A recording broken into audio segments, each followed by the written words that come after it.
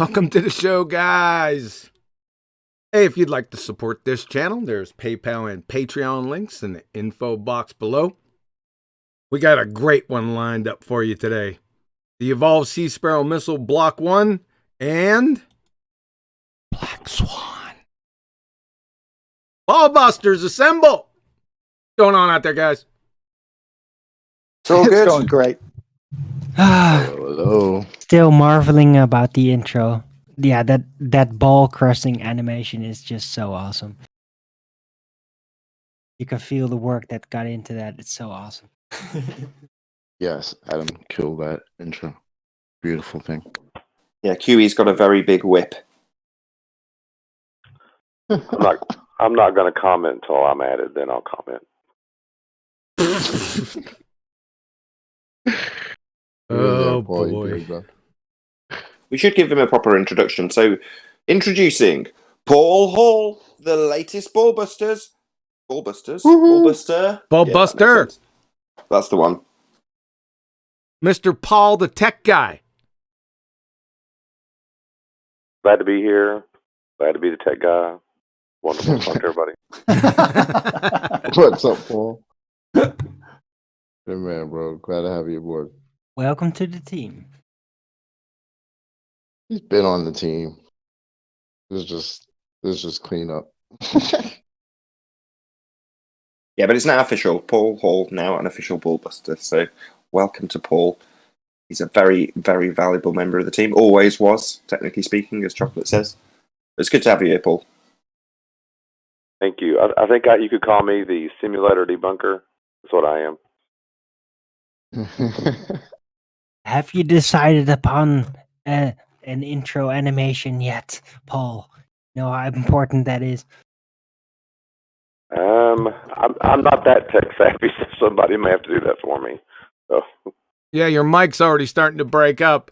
Yeah, you just talk to Adam. I'm sure he's going to be overwhelmed with joy. I'll do it. It's got to have something to do with simulator, so. Hey, those are really helpful too, Paul. Not to put down on those guys, because when you do that, I mean, there's some really good visuals you pull up, so it helps everyone out. Well, thank you. I was actually able to use the Beslin simulator and cause things to sink on a flat Earth. Oh, they didn't like that too well.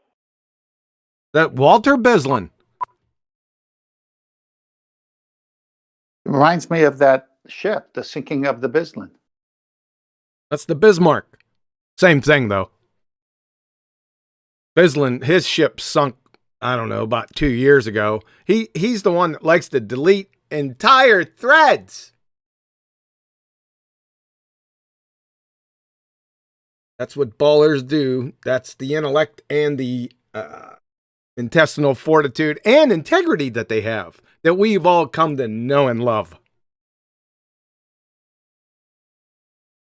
Oh, yes. Hey, so what's new on the home front? Any new horizons? Any more apparent horizons? Well, I heard of this new terminology called the topographical horizon. So, one new horizon. Nathan unleashed that the other day. Yeah, I did. It's a good one. Go ahead, define that, Nathan. Define what? Topographical horizon? Topographical horizon, as in a piece of hill that's closer to you. So if we're describing your comparison for when we're describing refraction, for instance. So if you're looking at a hill in the distance and your mate's house is on the other side of it, well, the topographical horizon would be the top of the hill. I.e., it's not a geometric horizon that's in the distance, it's just a piece of topography in the near foreground. Exactly. You got it. Yep, that's exactly what most of us see. Well, maybe not topographical, but in where I live, you're going to see houses, right? That's not the land meeting the sky. That's the houses meeting the sky. So it's a little different. But yes, I mean, there's many of occasions that will happen. Just goes to show how many different angles there are to how a horizon is being used as a concept in descriptions. Yeah, you'll find it a lot in the hill country too. All right. But there's only ever one place where the sky appears to meet the ground, which is usually called the horizon. Sure, but I think, I don't know if I'm stealing thunder here, but I think the point of all this is that when you lay down the modus tollens argument, it might be taken by some people to mean that if the horizon's not precisely where they say it should be, then you've debunked something or it's a black swan, and that's simply not the case. The horizon can be closer and it not in any way destroy the geometry. So if you've got a topographical horizon that's closer to you, well, it's meaningless. It doesn't in any way debunk the assertion of a sphere Earth based on its, i.e. the sphere Earth's geometry. So once you go beyond the physical limitations of the geometry, that's when you have your black swan. But before that, or something physical in the way, or a, I don't know, atmospheric obstruction, none of that is important to the black swan. It's only when you go beyond the physical limitations of the geometry. Once you go beyond the limitations, that's why you have people saying, well, we never see a geometric horizon, ... unless something's being obscured by it. In other words, it descends the entire model into farce. Exactly, sir. Thank you for that. Yes. And if the ballers could understand what you just said concisely, I'm going to unleash it here a little later on. They would understand the argument. I'm going to give a one sentence, complete, comprehensive understanding of the argument here a little bit later, just to help them. It might limit the time down from 14 to 12 months. We'll see how it goes, but I'll unleash it. Cool. All right, guys. Anything else before we get started here? I would just do a quick announcement. Anybody that's jumped on the stream, if they wanted to watch it in Discord, they can just click on me. Might want to redo that again, or just say that one more time. Yeah, and that's good. Go ahead. I was just going to add one thing in terms of the sea sparrow. So before the black swan, in terms of globe Earth debunkings, this was #1, number one, the best of the best. So this is going to be a bit weird. In fact, it gives me goosebumps to say this. We've got a better than the sea sparrow globe Earth debunking, which is the black swan.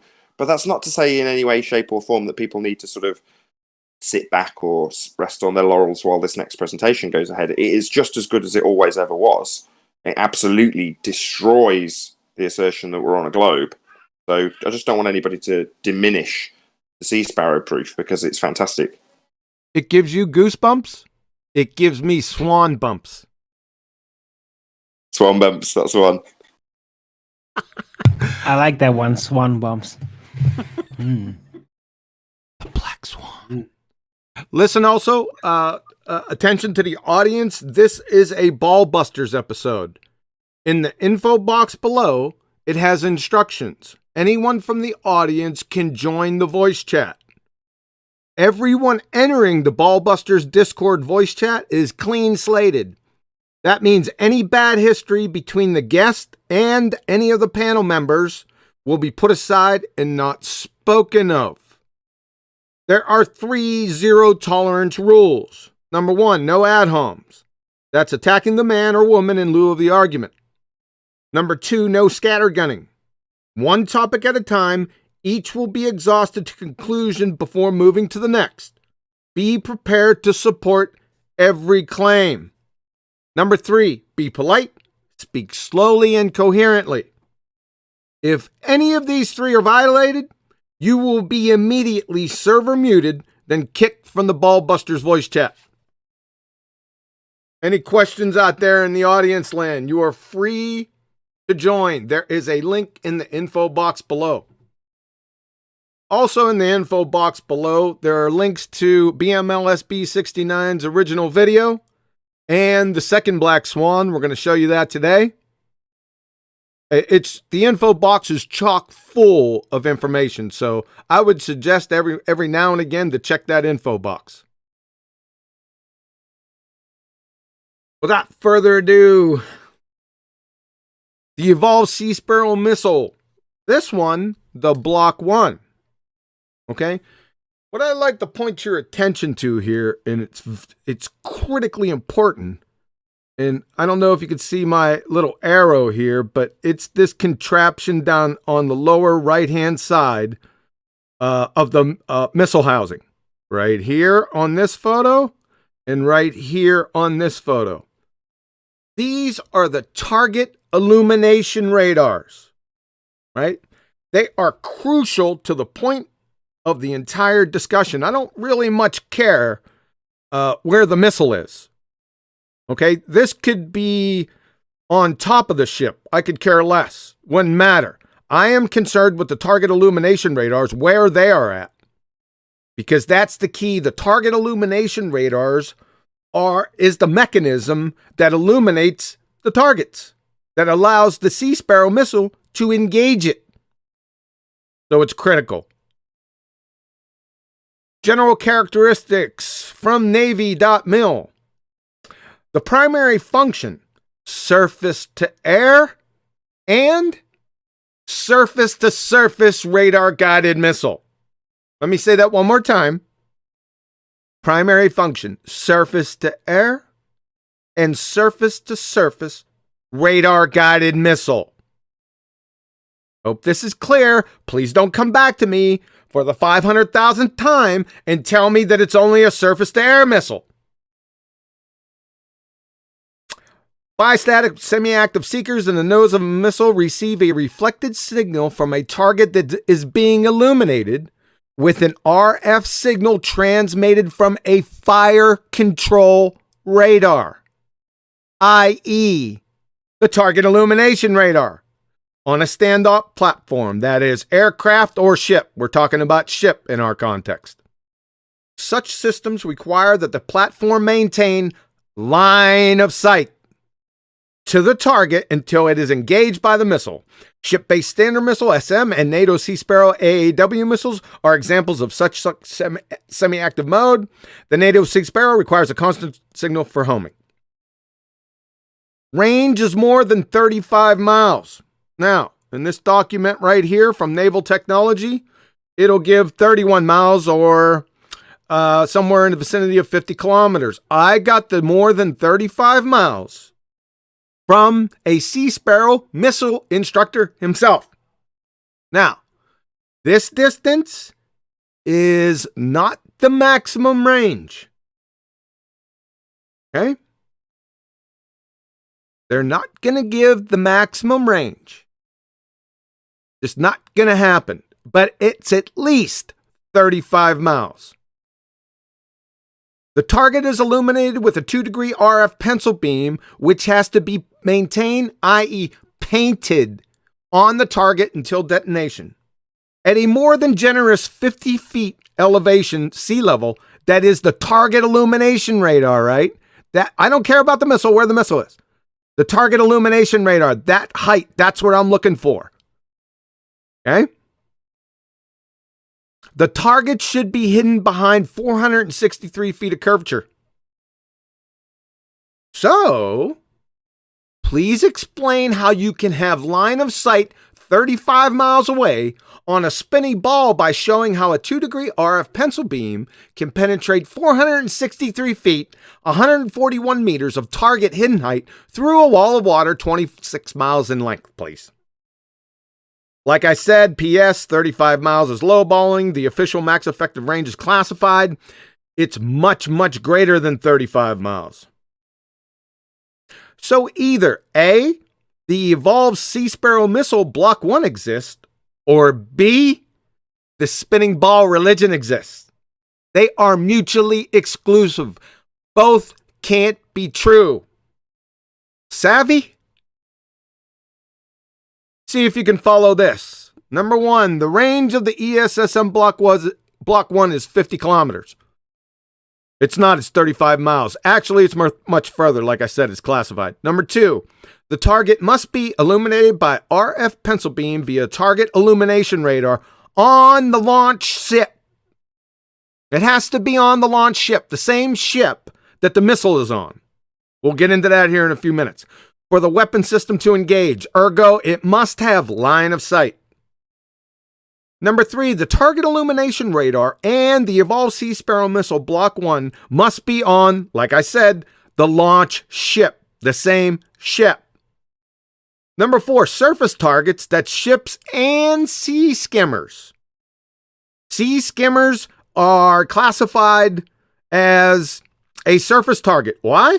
Well, they only fly between 10 and 30 feet above the deck. Get it?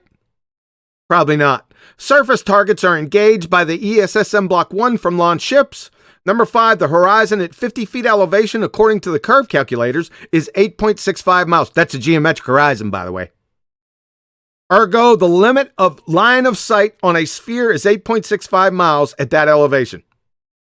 Number 6, if the ESSM Block 1 can engage surface targets from ships at anything greater than 8.65 miles, that's 13.9 kilometers, and it most assuredly can, then the Earth must be flat.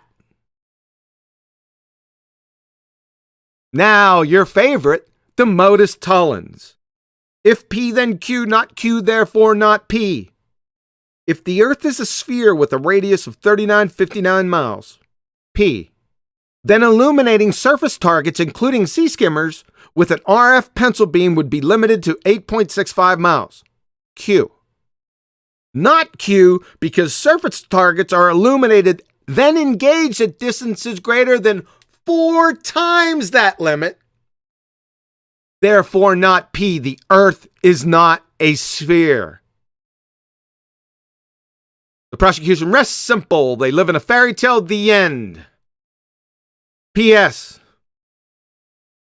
The comebacks I usually get to this is this. Other than, it's a surface-to-air missile, QE. But the missile and the target illumination radar don't have to be on the same ship. Yeah? Factually incorrect. From Raytheon, who makes the missile. Unlike the RIM 7 Sea Sparrow missile and the ESSM Block 1, Block 2's active seeker will support terminal engagement without the launch ship's target illumination radars. Between the semi-active capabilities that the Block 1 brings and the active capabilities that the Block 2 will bring, the consortium's warfighters will have the best of both worlds when it comes to ship self-defenses. The important part is right here. Without the launch ship's target illumination radars. So what they're doing, they're juxtaposing the RIM 7 Sea Sparrow and the ESSM Block 1 against the Block 2. See how they did that? This means that the RIM 7 Sea Sparrow and the ESSM Block 1 must have the target illumination radar and the missile on the same launch ship. The ESSM Block 2 doesn't need the launch ship's target illumination radar on the ship, but the Block 2 ESSM isn't going to be ready until 2020, so sometime this year. Right? From docs.house.gov, the Evolved Sea Sparrow Missile ESSM Block 2, an improved short-range ship-based missile that counters attacks by multiple cruise missiles at low altitude, as well as adversary jamming and radar deception. It will be fielded in 2020 with 80 missiles going to the fleet. So this year, 80 missiles, right? The problem for you? Please tell me how the Evolved Sea Sparrow Missile Block 1 has been engaging surface-based targets at more than 50 kilometers with the target illumination radars on the launch ships for the past 15 years. .Navy.mil. The first production of the Evolved Sea Sparrow missile was delivered in late 2002 to the U.S. Navy by Raytheon Missile Systems and has been in full operational use in the U.S. since 2004. Listen closely.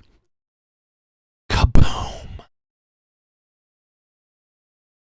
The fairy tale ball-tard spinning space monkey religion just crashed and burned with such ferocity it would make Steve Austin's $6 million man crash and burn look like a fender bender.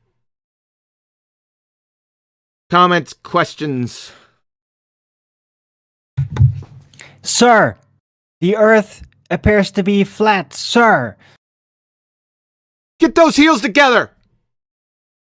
Have a super chat from Amanda H. Go ahead, Paul. Climber Racer, go ahead and terminate these ballers. Keep it up. Keep up the great Hey, work. Paul, stop. Hold on. Mr. Tech, your microphone's circling the drain as we speak. Go ahead and drop and come back in. Thanks. Chocolate. Is that better? That's better. Yes. Okay, let me get the stream back up. Did you hear the super chat? Go ahead, Clemmer, from Amanda H. Paul. Every time it seems there's a correlation between you pulling up that live stream and your mic going kaput. You me drop the live stream? Drop the live stream while you're chatting and pull it up when you're not chatting. How about that? Okay, how about now? Is that better? It's good now. Thank you, sir. Go ahead. Amanda Young? Yeah, Amanda Young. Go ahead, or Climber Racer, go ahead and terminate these ballers. Keep up the great work. Yes, ma'am.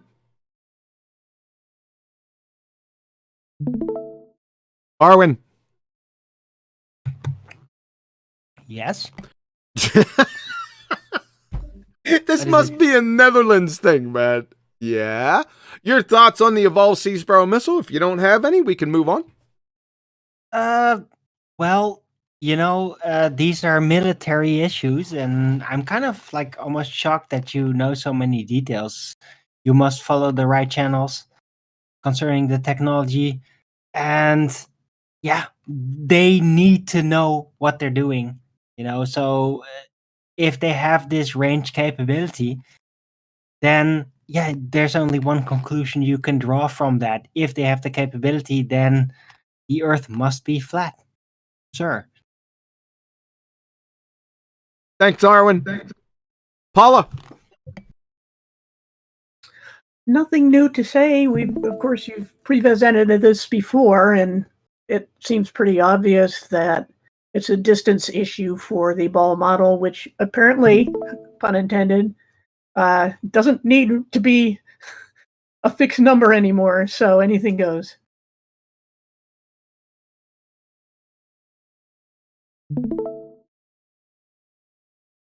Thanks, Paula. Anthony, how's it going today, sir? It's going pretty, man. What do you think about the evolved Sea Sparrow missile, sir? If the Earth is a sphere, it can't work. It does work. Earth cannot be a sphere. That's deep. Yeah. It might not be Nice. accurate the way I said it. It might not represent a logical argument, but you got to see these things to fire at it. We see these things, so they must be pretty much physical. Yeah, they get shimmered a little bit by a little bit of refraction, but refraction, the way that it is defined, is negligible, unless you're seeing Fata Bromosus, Fata, what's the other one? Fata Bromosus and Fata Morgana. Yeah, towering, stooping, all of the known forms. But if you can see it, it's because it's there, not because it's not there. So you can hit these things.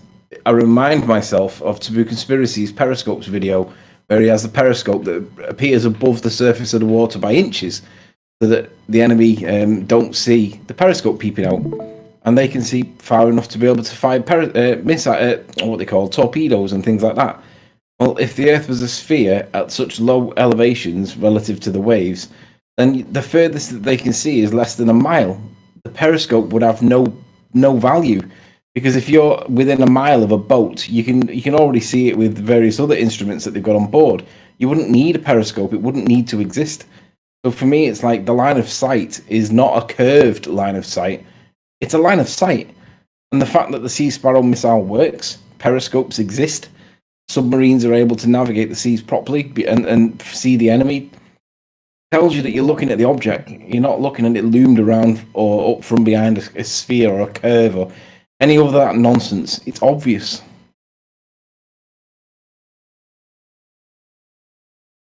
Over. Hey, Paul.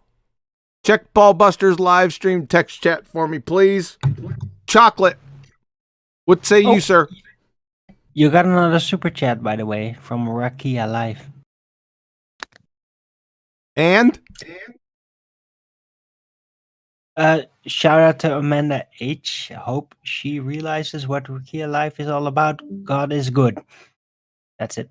Thank you, sir. And thanks, Arwen. Thanks for catching that for me, please. Chocolate, sir. Yes, sir. I only have one question. Would this missile system work if everything was being refracted and everything looms?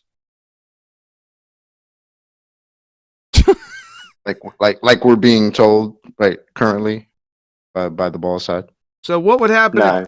So what would happen to the world's militaries, every single last one of them, if everything was refracted? They'd go out of business. I don't think they'd hit anything. If all their targets are looming and refracting and all over the place, how are they hitting anything? They're not. It would render every single world military organization obsolete in a plank time. Think on your feet, people. Copy that. Over. 10th. Yeah, I think the line of sight targeting, the 26-mile wall of water that it's got to go through, and that just shows there's no curvature. How is it possible to have a line of sight targeting 35-mile plus and then have it go through water, the curve that the ballers insist is there or would be there, and for that radar, 2-degree pencil beam radar, not to refract and go in all directions once it hits the medium of water? So, slam dunk. There's no curvature. Over. Thanks, 10th. Nathan, sir. The numbers that they publish are similar to the numbers that we were looking at when we did the Isle of Man. And from memory, there's about 170-foot wall of water between you and the target. So, essentially, I don't know if anyone can imagine what a 170-foot wall would look like if there was actually an Earth curve obstruction between the target and the maximum published distance that they can hit something. It's a massive obstruction that you need mortars to get over that, not line of sight. So if there was actually a wall, you wouldn't be targeting these things. I mean, now I'm just repeating what everyone else has said, but like I say, it wouldn't be line of sight warfare. It would be, over the hill warfare, because that's what you'd have to be throwing something over. Nathan, if it was a 170-foot wall of water between you and it, you said I don't know how people would imagine that, but let's contrast the two positions. Orthographically speaking, a 170-foot wall of water would be 170 foot. It would be the size of a mountain between you and it. But from a perspective point of view, depending on how far away it is, it might only be about 10 pixels and relatively small compared to the thing in the background, the mountain in the background. So depending on how we view these things and how we want to deceive the audience to make them think something that's incorrect, a 170-foot wall of water would be a bloody mountain. But in perspective terms, it might just be a wave if it's far enough away. So it all depends on how you define terms and how you see the world. You want to see it in Muppet vision, it's massive. You want to see it in perspective, depends. Depends on how far away it is, depends on how high you are. Are you above it? Are you below it? Are you parallel to it? Whatever. It all depends on how you see it. Over. Well, we're dictated to in terms of how we see it when we're talking about Earth curve geometry. So in spite of the fact that everybody currently is talking about things being apparent, the geometric mathematics don't deal in apparent. They deal in actual sizes. So when I qualify it as a 170-foot wall, that's by way of the restraints and constraints that they lay upon us when they do their geometry. So they don't account for angular sizes getting smaller with distance. They don't account for the fact that a 170-foot bulge may be smaller if it's closer to you, or bigger the other way around. Smaller if it's further away from you and bigger if it's closer. It's just a 170-foot bulge that should be blocking your targeting system from painting the target at 30 plus miles. So ultimately speaking, you're right, the qualification of the apparent size of the bulge might be useful, but they're not doing that. They've taken the effect of the apparent size, which is a perspective terminology, hijacked it, and called it a 170-foot bulge. So they're never going to engineer in perspective to these mathematics. The whole point of using feet and inches or meters for the target, or the bulge in this case, which is the target when we're talking about a wall that should be in the way, then it's going to be qualified with feet and inches and not in perspective terms. Their calculations don't deal in apparent anything. like I say, in spite of the fact they're babbling on about how everything's apparent at the moment, which I just think is comical.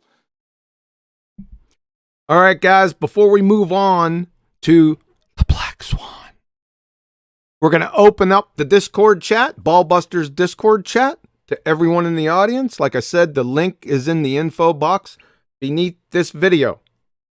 Right? Remember the rules. The rules are also listed in the info box. All right? You can come in. We do that. You can come in, comments, questions, and claims. Righteous. You have another You got super a chat. super chat. Go ahead. Paul? Oh, I thought you were going to do it. Flat Earth Data. Welcome to Flat Earth. Thank you, sir. Oh, and there's another one. Emma UK just donated £2 super chat donation. Thank you. May be last super chat due to Woo flu. Smiley. The Wink. Woo flu. Is that an apparent super chat? No, I think the super chat is real. In the shower. All right. Is that it? Yeah. Thanks, guys. Appreciate that. All right. Righteous, sir. All right. The We'll start con. with Brian. The con is yours. All right. We'll start with Brian. Got anything you want to share?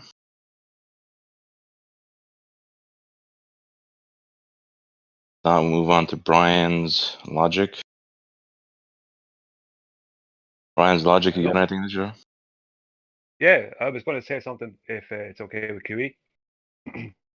The ballers are speaking about surface to air and ignoring surface to surface missiles. What they need to do is look into a military term, sorry, known as sea skimming, which is done by supersonic jets and ASCMs. ASCMs is an acronym for anti-ship cruise missiles. And sea skimming is done below 10 meters. Below 10 meters off of sea level.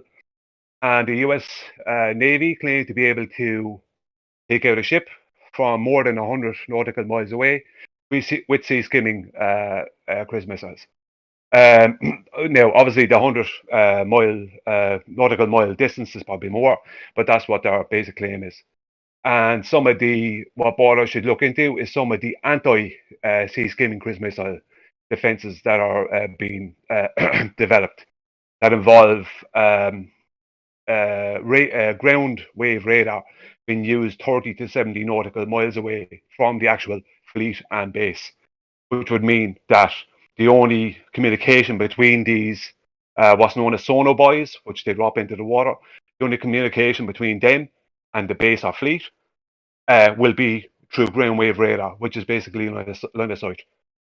And who knows how far away which also proves how far away some of the sea skimming cruise missiles can be coming from, which would be anywhere up to 100 nautical miles. Well, So they also can't read, because I just went over for about the 158,000th time that the primary function for the Evolved Sea Sparrow missile is surface to air and surface to surface. So you need to take a reading comprehension course. Okay? Thanks. We know it's flexible. It's good. Thanks, Brian. Righteous? All right. We can move on to Brian Jansen's. Nothing on the topic. Just want to say, love the show. Keep it up. Thank you, sir. Good. And God's Capital says he's busy, so we'll move on to Pool Dog Bear. Pool Dog Bear?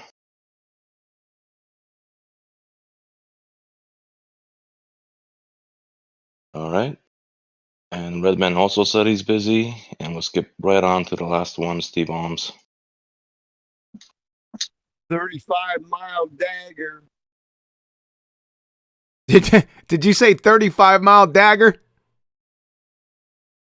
Yes. Yes, sir. Thank you very much. Listen, Is that it? Yeah, it didn't fill up yet. For over 3 years, I've had people, now, clumsily, I grant you, try and debunk this. I still have people giving me messages. I haven't did this presentation in a while, the Evolved Sea Sparrow missile, but every now and again I'll get people saying, "Where's that Evolved Sea Sparrow missile at, QE?" Well, it's right here, okay? And I put out a worldwide message for the past 2 weeks that I'd be doing it again on the Evolved Sea Sparrow missile. Now's your chance, in front of God and everyone, to go ahead and embarrass me with the Evolved Sea Sparrow missile. And what do I get? Crickets. Because you're cowards. You have no intestinal fortitude. You have no integrity. John, Yeah. do you have a one of these systems in your backyard? Yes, and I'm targeting them. Oh shit! No, I'm just kidding, man. But it speaks volumes, right? These chat trolls, the keyboard warriors, now's your chance. I'm right here. I'm not going to do anything. You've got freedom because you can come in and say what you want. No past is going to be brought up against you. Oh, John, you got they're another reco- super chat, by the way, from Neo the One. I don't know what SEK means, but 20 of them. And he says, if evolution is true, why do we still have G-tards? That's a good one, new one. Now, it goes like this. If we evolved from monkeys, then why do we still have globetards? That's the question. But just to get us back on track, that there is no rebuttal to this. Yeah, you say it's telling. They're all in the chat saying it's nonsense. There is no rebuttal. The only seeming rebuttals that could be argued to be rebuttals you've already listed. They're all nonsense. There isn't a rebuttal to this. It demonstrates how flat the Earth is and how incapable of being spherical it is. Now, if you don't know already, being on a globe's just a model. In reality, we don't experience being on a globe, and neither does the military. There's no rebuttal. It's game over. It was game over when it was presented 3 years ago. It's game over now. I want to say something to clear it up too as well. When you mean by line of sight isn't visual, it's radar, correct? Because there was somebody in the Discord chat talking about, oh, I forgot military uses line of sight, like they use their eyeballs. That's not what you're saying. When you mean line of sight, it's radar. That's correct. Which doesn't bend around. It's bend around the curve. It's both. Yeah, the phrase to look up is painting the target. And what that literally means is you've got to have a dot. I don't know if it's 2 inches wide or something, but a pencil beam is actually got to be painting it, i.e. putting a dot on the target, so to speak. It's got to see it. It's got to have a line between it and the target, which it maintains when it's shooting at it. And a pencil beam radar cannot propagate over something, correct? That's correct, Can't or through it.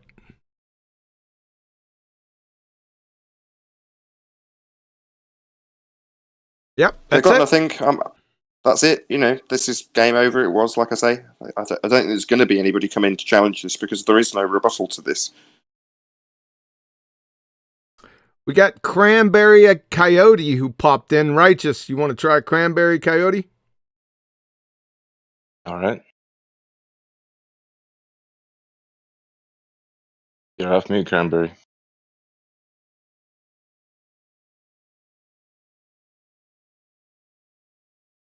Thanks for that. You there? Thanks for that. That was deep. Yeah, what do you want? What do I want? Well. Yeah, what you fucking want? What's your problem? Hey, watch the language. Righteous, get ready. Go on, tell me then. What do I want? Hey, buddy. Why don't you relax, guy? Why What's don't going you on? give me some evidence then? You seem a little stressed out. You all right? Yeah, I am pretty stressed No, you out. don't. You guys are kind of pissing me off. Oh, why are we pissing you off? Tell us. Share your Because pain. everything you're speaking is absolute bollocks. That's Have you ever heard of generalized sweeping ipsy-dixit baseless bare assertion fallacies? I'm pretty sure I haven't. Do you mind elaborating? Yes, this is when you make just a generalized baseless assertion with no support as like a complete hand-wave dismissal. It's a logical fallacy. Would you mind answering my question then? It's a logical fallacy that you're employing, sir. Please Would you calm mind down. producing a map or a picture of a flat Earth? We just got done talking about the Evolved Sea Sparrow missile. That is the subject. Do you have a claim, question, or rebuttal against the evidence presented against you?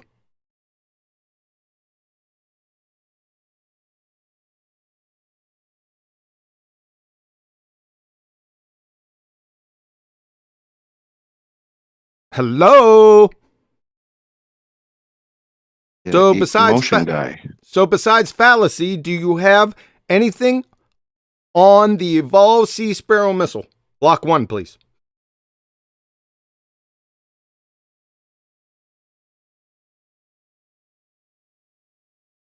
Thank you for your contributions. Righteous, you can go ahead and put him on mute so he doesn't disrupt the rest of the panel.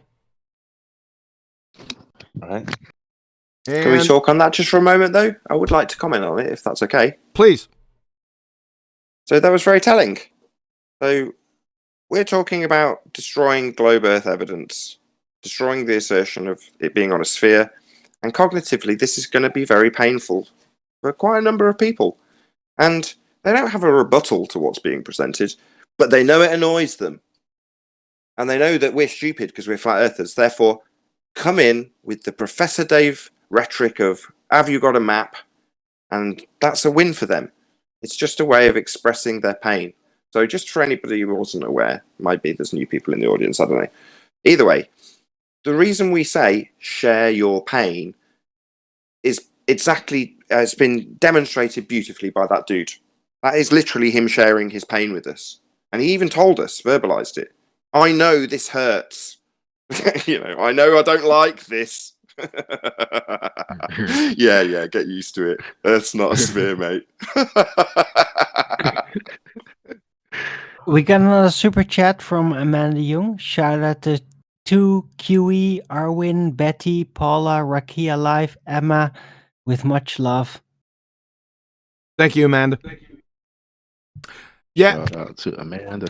And besides being that generalized, baseless, sweeping, ipsy-dixit bare assertion fallacy, it was a red herring because we weren't talking about maps. You guys need to understand and learn logical fallacies, and better yet, not to employ them. Okay? Thanks. Righteous, do we have any additions here? Not that I noticed. None that I can see. So, if you guys thought that the Evolved Sea Sparrow missile was bad, I'll tell you what, Baltards, you need to turn away right now, because guess what's coming? Wait, we got the Edgy Sphere if you want to talk to him. Yeah, and he posted a picture in the Discord chat. Maybe he can explain what he's trying to say. Edgy Sphere. Take him off. Mike's your... Yeah, go ahead, Righteous. You're off mute. Oh, I just wanted to comment that, and then I'm gonna leave again. Oh, Zender.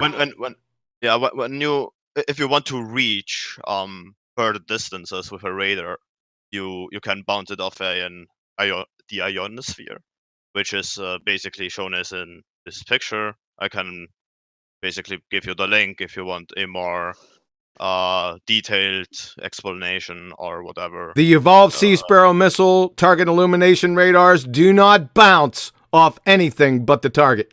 If you got a specific refutation to this target illumination radar, then please provide it in the live chat.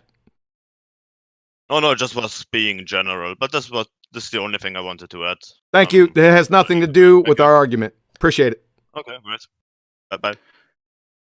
It's line of sight. We're not shooting the ionosphere. We're shooting the surface ship.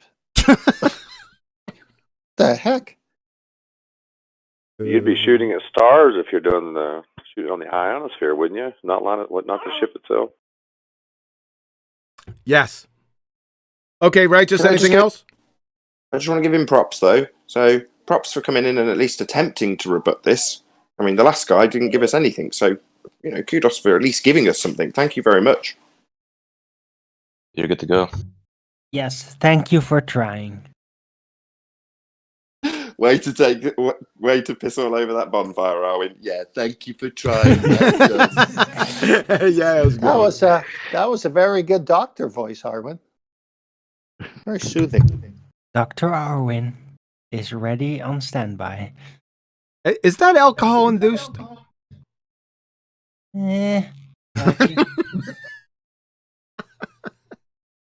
Oh boy. All right. I'm looking at the chat right now, or the people in here, and that's about it. Am I right, Righteous? Yes. All right. Mic discipline and Kleenex discipline for the ballers, because look out. You better get that therapist on speed dial, because here's what I got for you. All right. It's the Black Swan. Heard of it? The entire argument is founded upon the horizon. Let's find out what the horizon is. I got about 20 references. I pulled 3 right here. I think another couple below. Let's take a look-see. Horizon, from their alma mater wiki, is the apparent line that separates the earth from sky. Horizon, the line where the earth seems to meet the sky. The apparent junction of the earth and sky sailing toward the horizon. Horizon, from Oxford Dictionaries, the line at which the earth's surface and the sky appear to meet. From the US DoD, horizon, in general, the apparent or visible junction of the earth and sky, as seen from any specific position. Also called the apparent, visible, or local horizon. From National Geographic below, what is the local horizon? The local horizon, also called the geometrical horizon, is the visible boundary between the earth and the sky. This is kind of slam dunk territory, don't you think? Does everyone understand what horizon is? Why is it apparent or not actually? Well, number 1 is well da. Number 2, it's based on the observer's height. The number 1 well da is because the horizon is the apparent, like I said, visible line between the earth and the sky. Does the sky actually meet the ground? No? Then it's apparent. And number 2, the observer's height, because the geometric horizon varies with the observer's height. What can obstruct, obfuscate, or obscure the geometric horizon? Well, weather, atmospheric conditions, waves, tides, etc. But the geometric horizon can never be more than 1.225 times the square root of the observer's height in feet. It can be closer than that, but it can never be further. However, on the ball-tarred ball, the geometric horizon, like I said, can be no more than what its geometric constraints allow.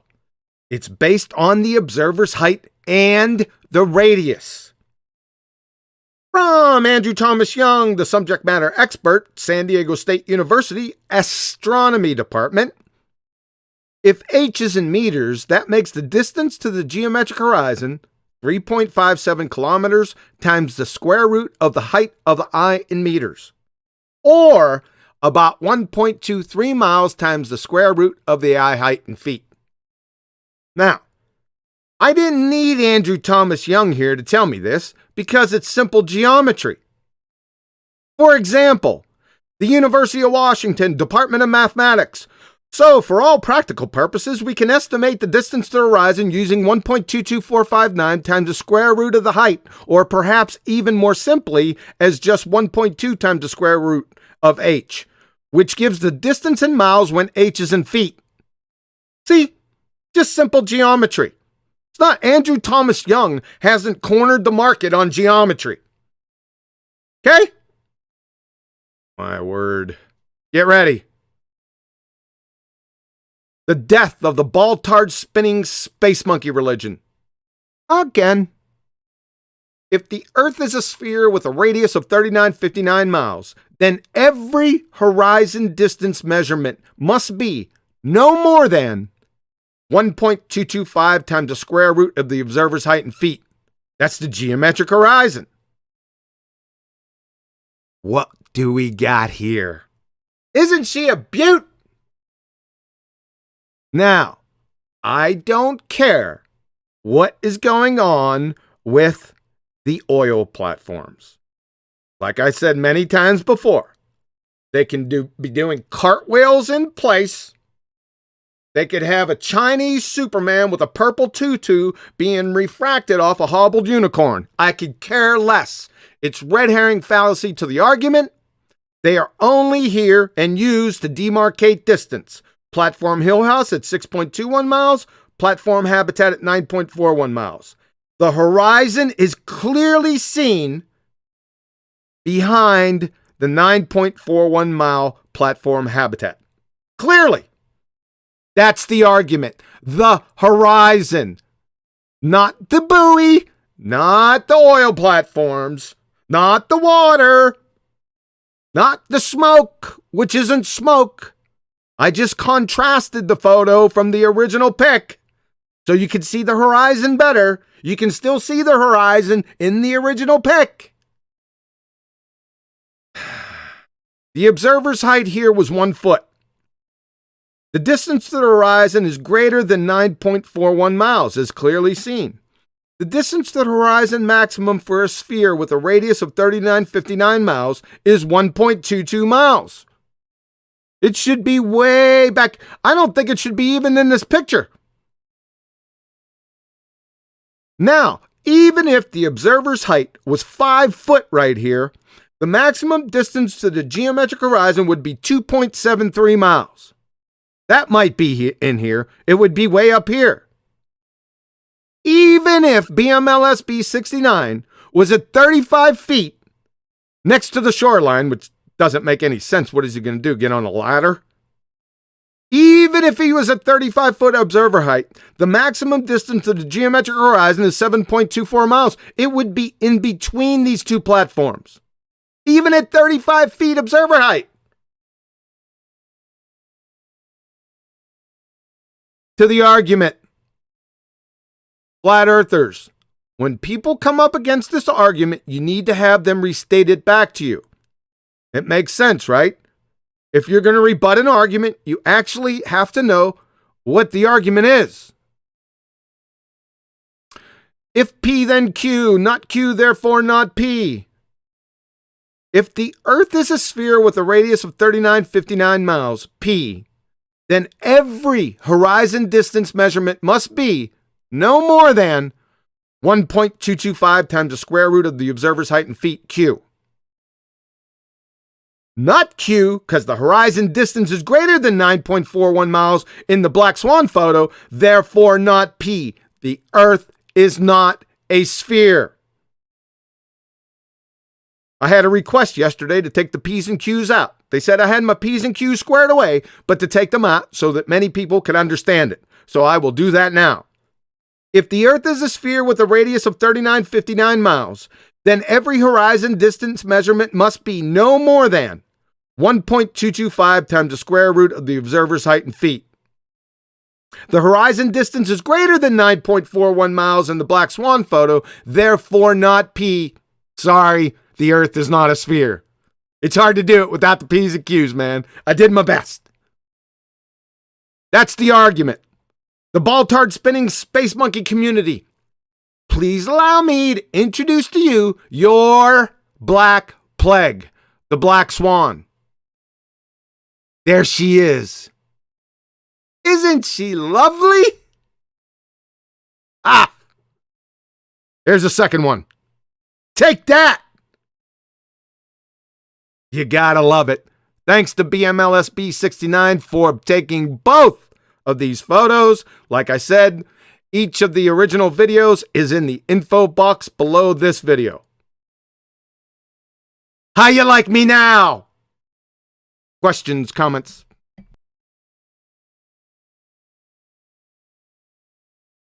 I don't mind going first if no one else wants to.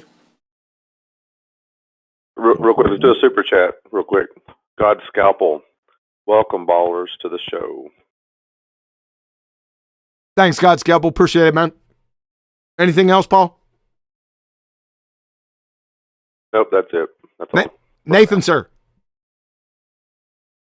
So, for those of you who see Globehead commenters talking about the Black Swan argument and saying, it's a dead swan, it's a debunked swan, it's not really an issue, ask yourself this. Why is it we are now being told, quote, you never see the geometric horizon, end quote. Now, I'm not going to attribute that to a particular person because it's been said by multiple people now. Lots of people are saying we don't see the geometric horizon, even though it's defined as the visible point where the sky appears to meet the ground. Appears, meaning apparent already in the definition. You don't need to strap on the word apparent for something that is the apparent position where the sky meets the ground. It's redundant. But they're juxtaposing a geometric horizon that we don't see with an apparent horizon, this redundant term. So they've now got two horizons, the one we see and the one it's based on in geometry. That's two. I'll just count them off for you. According to them, redundantly used by morons, an, singular, one, apparent horizon, and that which we see being based on that which we don't see, a geometric horizon. My point in summarizing all of this is, why would it be the case that we have a non-argument when the Baltards have done a complete 180-degree turn that contradicts every single assertion they've ever made in debate in regards to Earth geometry? Earth geometry is the assertion that we have a physical sphere edge for a horizon that blocks things in the distance and bends when you raise in altitude. It's apparent based on height. And according to them, the higher you go, the more of a ball you'll see till you reach a second law of thermodynamics violation sky vacuum when it'll bend into a sphere. That's your geometric, apparent, redundant horizon. We don't have a second horizon. We only have one in their model and in reality. But they want two. Well, why would you need a second horizon? Well, because the horizon we see isn't geometric. And they'll tell you so. Oh, we never see a geometric horizon. It's only visible if you sucked all of the air out. If the sky vacuum was actually effective and the second law of thermodynamics held true to the model, then the sky vacuum would actually suck all the air that you're breathing in out of the atmosphere. And you'd see a side-on Muppet vision representation of a single dot horizon that we call geometric. You'd see that if there was no air. It's definitely there, and it's the basis for the one you see. It's the second one that you don't see. So now that everyone's clear with that little summary of the bullshit that's come after the Black Swan, ask yourself this. If you don't see a horizon, and we never see a geometric horizon, what the hell were the boats going over? What the hell was blocking stuff? Why are they quoting us how much obstruction they've got? Because that's what they describe it as. Obstruction in feet and inches. Well, what's it obscured by? Well, the physical geometric Earth curve edge that they're claiming they stand upon. That's what they're claiming obstructs it. But at the same time, and sometimes in the next breath, they wave their hand. And with a Jedi mind trick say, we don't see a geometric horizon. Unless I need it to be blocking something. Then we'll definitely... And our base calculations of how much is missing, based on how much we do see of that physical obstruction that we never see unless there's no atmosphere. So this argument has left them completely relinquishing their assertion that we have a sphere edge blocking stuff in the distance. Now we don't see it. And they're left in perpetual doublespeak, literally, as I say, in sometimes the same breath. Ha! Arwen, sir. Yeah, they love the doublespeak. It's like the last remaining ground. It's the permanent pandemonium. So they can just keep on going, double speaking, doesn't matter anymore. That's just, yeah. That's what they chose. Paula. Nothing to add. Nathan always sums it up very nicely, and these are the main points that we keep running into because people can't seem to remember from 1 minute to the next what they used to say 5 minutes before or less, and just no other ways to say that. It's them switching arguments and trying to claim that they've been arguing our side all along, and that somehow it proves their side. It's just complete, utter nonsense.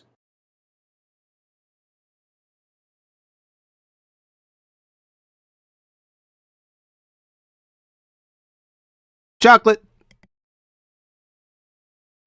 Can I read out a comment by the Rumpus in chat?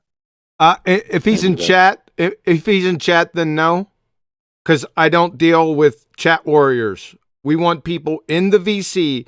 We want them to stand up like a man or a woman and defend their fairy tale spinning ball that's circling the drain at light speed. Yeah, okay. Thank you. Any comments on this, Chocolate? You already know how I feel about this. I mean, they're talking about geometry, which now they deny. When we have people like Mr. Sensible will say things like, oh, at best, what you've done is disprove the radius. Well, I think that would be a slight problem, wouldn't it? I mean, just saying. We don't have a geometrical horizon. We do. Yeah.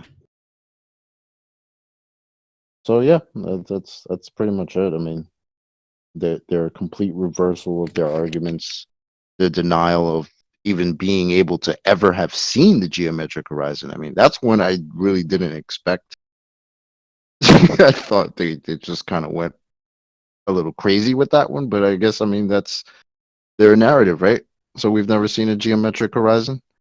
So like Nathan said, what the hell have boats been going over for years? What are things being obstructed by, according to you guys? It used to be physical, but now it's not. Okay, well, welcome to Flat Earth. I'll say it for it. Say it for him, Chocolate.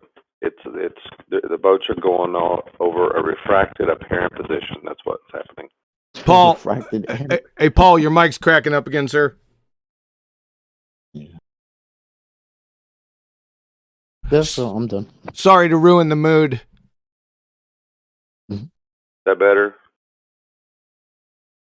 I thought you were Mr. Tech Man. Yeah, that's better. Anthony, Tony, sir. Save the ballers. Sorry, I didn't realize I was on mute.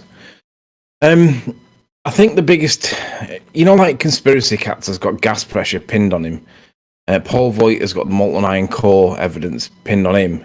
Anytime these people come in chat, that's what we want to see because it's pinned on them forever and ever and ever. We need to pin this on somebody because this needs to go down with one person because it's effective. These guys can't. We need to think every time we think like one of these topics, it needs to be assigned straight away like word association. And I think we should pin it on Mr. Sensible because he's that dumb. He doesn't realize that when he says things like, "Oh, well, at best you've just debunked or disproved the radius of Earth." Well, that debunks your model, guys. Now this guy's that dumb. He thinks that. Well, I don't know what he thinks, but he's a spokesman for you guys. Now you can laugh and jiggle at us as much as you want, but it doesn't change the fact that the horizon's clearly in the wrong place, and it's repeatedly in the wrong place. He's done it 4 times. Now, if it's always special refraction and it always happens to look flat, well, even if there's a little bit of wiggle room, then it might not necessarily be flat. It's definitely not a sphere. I seen a 1 minute 16 or 1 minute 26-second video by Heath Carmody, where he made the claim that the nearest model it goes towards to support is actually convex. Concave. And I mean, nobody in this topic really gives concave any credibility, and I'm not trying to do that now. But what I am pointing out is that if there's an argument over whether it's concave or flat, well, what does that make it with regards to the apparent ball? It's gone, guys. It's that far away. It can't be explained with refraction. Mr. Sensible tried to demonstrate a refractive argument using a lens, applying Snell's law through a curved lens. We know that the lens is something like 1,000 times more dense than the air that's around it, and Snell's law applies, and that's why you get that bend, which isn't actually a bend, it's an angular bend, isn't it, caused by the lens itself. There is no lens in the atmosphere, and for you to do that, we only allowed you to do it because we wanted to see how far you could push it, but you can't push it, because you haven't got a lens in the atmosphere doing it. The atmosphere does weird and wonderful things, but you guys still need to demonstrate that light can curve, follow a curved path rather than a distorted wavy one, through air, through the atmosphere, for any distance, because that's the evidence that you need. And then you've got to argue about the remoteness of how your argument is formed. Go on, Nathan. No, you're wrong. It's only occurred to me the other day. Just repeat your last statement about them needing what to curve now? Say it again, please, and I'll follow on from that statement if you don't. They need the path of light, or the ray, the path that the ray of light takes. They need that to curve over a length of distance to give you a curve. That's what you need. You need to demonstrate that it can even do it. It can't. Okay. So when you're asserting that you've got a physical obstruction in the distance based on Earth curve geometry, do you draw a curved line to the physical obstruction in the geometry? No. So they don't need curved lines to do their geometry. As Rumpus pointed out, the geometric horizon is only applicable in very special circumstances where you can draw straight lines. And every single time they have asserted that there is atmospheric refraction to get around the fact that we can see a bit more than we should be seeing, they're bending the lines. And every time they've done that, they've rendered the geometry void. The geometry requires their straight lines be used. And this is, I explained this on one of the shows, this was already dead when they introduced refraction values to the geometry. Because as soon as you start refracting the light, you can no longer assert a straight line to do the geometry with. We just never spotted it before. Now, it's only because they've now started literally drawing a donkey dick for a tangent line that it's become glaringly obvious what's happened. They're not doing geometry. It's a bastardization of geometry. And you're right, they should require the light to curve other than it making their geometry completely void. Do you follow? Yeah, but there is a rebuttal to that. If they're going to do geometry... Yeah, I can argue against that. Make it concise. Hey, geometry. Hey, Tony, make it concise. We get the rest of the presentation to go, okay? Yeah. Okay. And we got the rumpus in chat. If you're going to argue that they're not using Euclidean geometry, therefore they're using non-Euclidean geometry, that's the same as saying what George Musa says when he says, we don't really need to work at the really is level, because non-Euclidean geometry is conceptual. It's based on spheres, right? And although you can get it to mathematically work out, it isn't geometric. It's not Euclidean, and it isn't the same as Euclidean. It shouldn't be treated as comparable. It should be treated as pseudoscience, because it doesn't have any real-world application because in the atmosphere, because that would be begging the question that it's a sphere in the first place, and you're yet to demonstrate that it's a sphere. So yes, you can make that point, but I'll counter it and say it's a begging the question fallacy, because you need to demonstrate that it's spherical in the first place to apply non-Euclidean geometry to. It's not really a rebuttal, that's actually agreeing with me, but nevertheless. All right, sirs. Well, at best, all you've done is disprove the radius. So. At best, all you've done is entirely destroy our argument. At best. Which let me be clear, it's the same as George Musa when he says technically gravity is not a force, but you can think of it as a force. That's the exact same argument by Mr. Sensible. He's just it's like glaringly obvious, smacking you in the face. It can't be a sphere, and they admit it. Yes, sir. At best, what you've done is prove us wrong. Yeah. Yes, we Right, did. but they did find like the perfect way to cover it up. You know, you gotta admire like the tenacity on their side. To win. We don't. Nope. 10th. Right, we've got a few more ballbusters to get comments from them. There's a bit more presentation, so we've kind of branched into open talk, which we shouldn't be. But 10th, if you can, I think.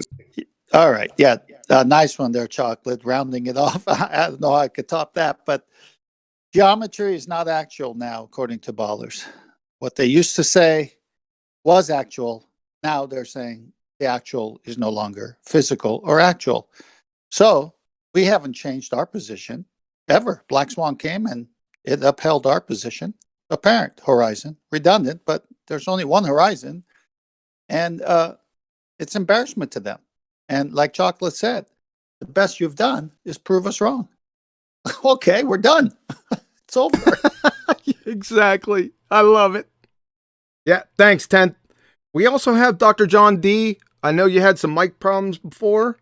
Dr. John D., can you hear us, sir?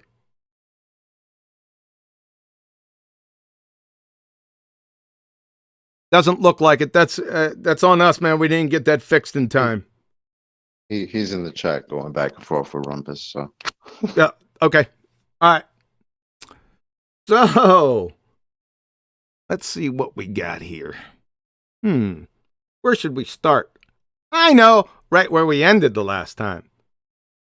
Isn't this lovely? This is a romantic photo for you guys, right? This is killer. Observer height's 8 foot. The max distance to the geometric horizon, 3.46 miles. We have platform habitat making another star appearance, and we have a new one. A little different angle here. This is platform C at 6.08 miles and platform habitat at 10.1 miles. Right? How far is that horizon away? It's greater than 10 miles. Right? It's surely greater than 10 miles in this first photograph, right? First capture. Guess what? If that horizon right here is 10 miles away, then the Earth's radius is 264,000 miles. If it's 12 miles away, the Earth's radius is 380,160 miles.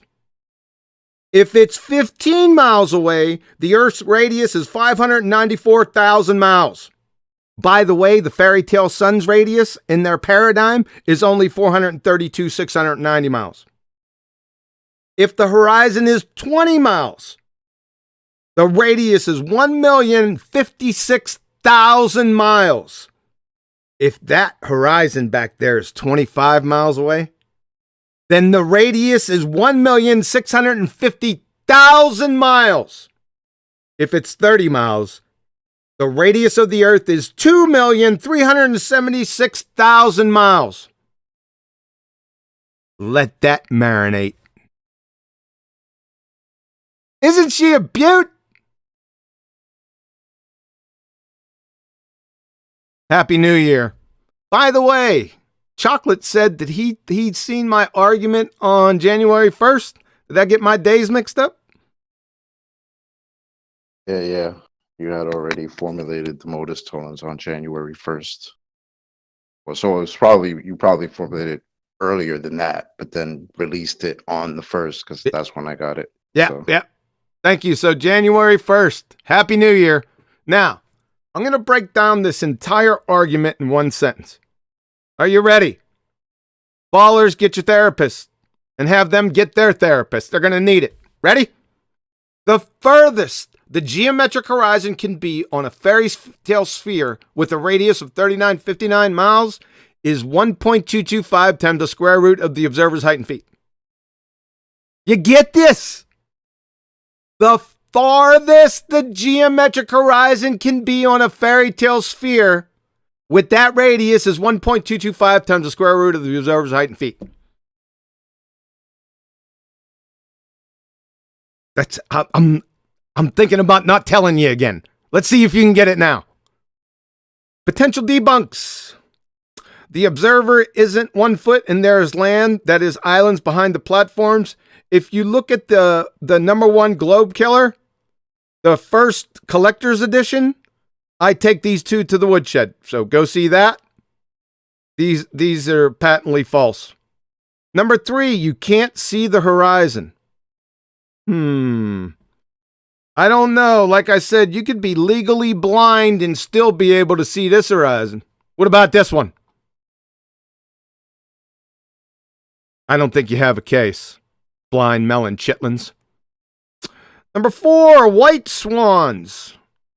Here, this is a white swan.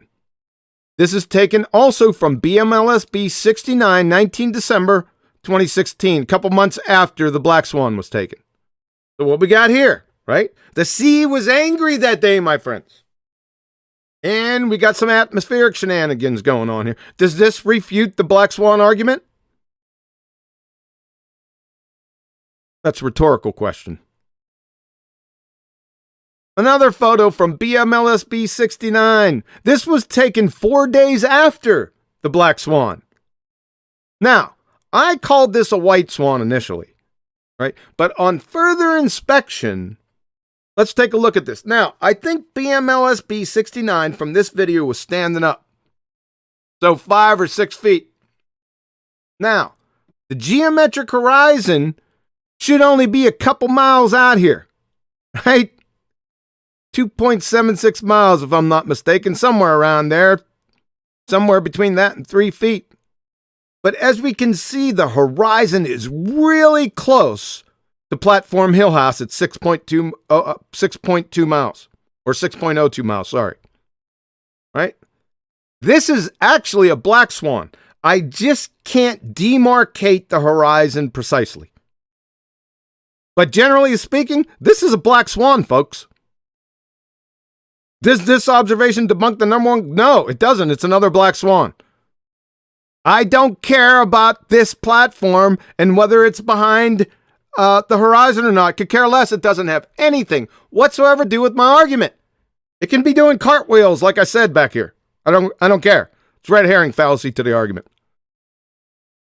So, if the Earth is a sphere with a radius of 3959 miles, then every horizon distance measurement must be no more than 1.225 times the square root of the observer's height in feet, geometric horizon. Right? You got this photo, you got a problem. Maybe we need to highlight that those 5 key words in that statement must be no more than. Yes, sir. That's key. Must be no more than. It could be before that for many reasons, but it can't be no more than. Very simple argument. Number 5, the Q is a straw man. We don't believe that. So the Q is a straw man, eh? What's the Q? Then every horizon distance measurement must be no more than 1.225 times the square root of the observer's height in feet. That's the Q. That's based on your geometry of your... How can that be a straw man? A straw man to your sphere Earth. This is the geometry. So the geometry is a straw man. Good one. Bash yourself in the head with a shovel again for us, please. And refraction, right? That's the catch-all. That saves everything. It's like gravity. Their number 1 savior. Gravity. Refraction, right? You don't know what refraction is. Atmospheric refraction. You guys don't know what it is. You don't know the 5 types. I have yet, and it's been over 2 months, to hear the 5 types of refraction from any baller. Right? And haven't heard it for the 3 years before that because all they'd say is refraction. Right? It's atmospheric refraction, not magnifying glass refraction. or fish tank with sugar water refraction. This is atmospheric refraction. And there's 5 types from their alma mater wiki. Atmospheric refraction near the ground produces mirages. Such a refraction can also raise or lower, or stretch or shorten the images of distant objects without involving mirages. Now, how many types do you see here? Let's count them together. We'll go by the numbers. 1, 2, 3, 4, 5. See them? Let's go to Wiki again. This time, Andrew Thomas Young down here, our subject matter expert, he's inputting this. While mirages are the best known atmospheric refraction phenomena, looming and similar refraction phenomena do not produce mirages. Here they come. Mirages show an extra image or images above the mirage object, while looming, towering, stooping, and sinking do not. No inverted image is present in those phenomena either. Depending on atmospheric conditions, the objects can appear to be elevated or lowered, stretched or stooped. These phenomena can occur together, changing the appearance of the different parts of the objects in different ways. Sometimes these phenomena can occur together with true mirage. So, guess what we're going to do?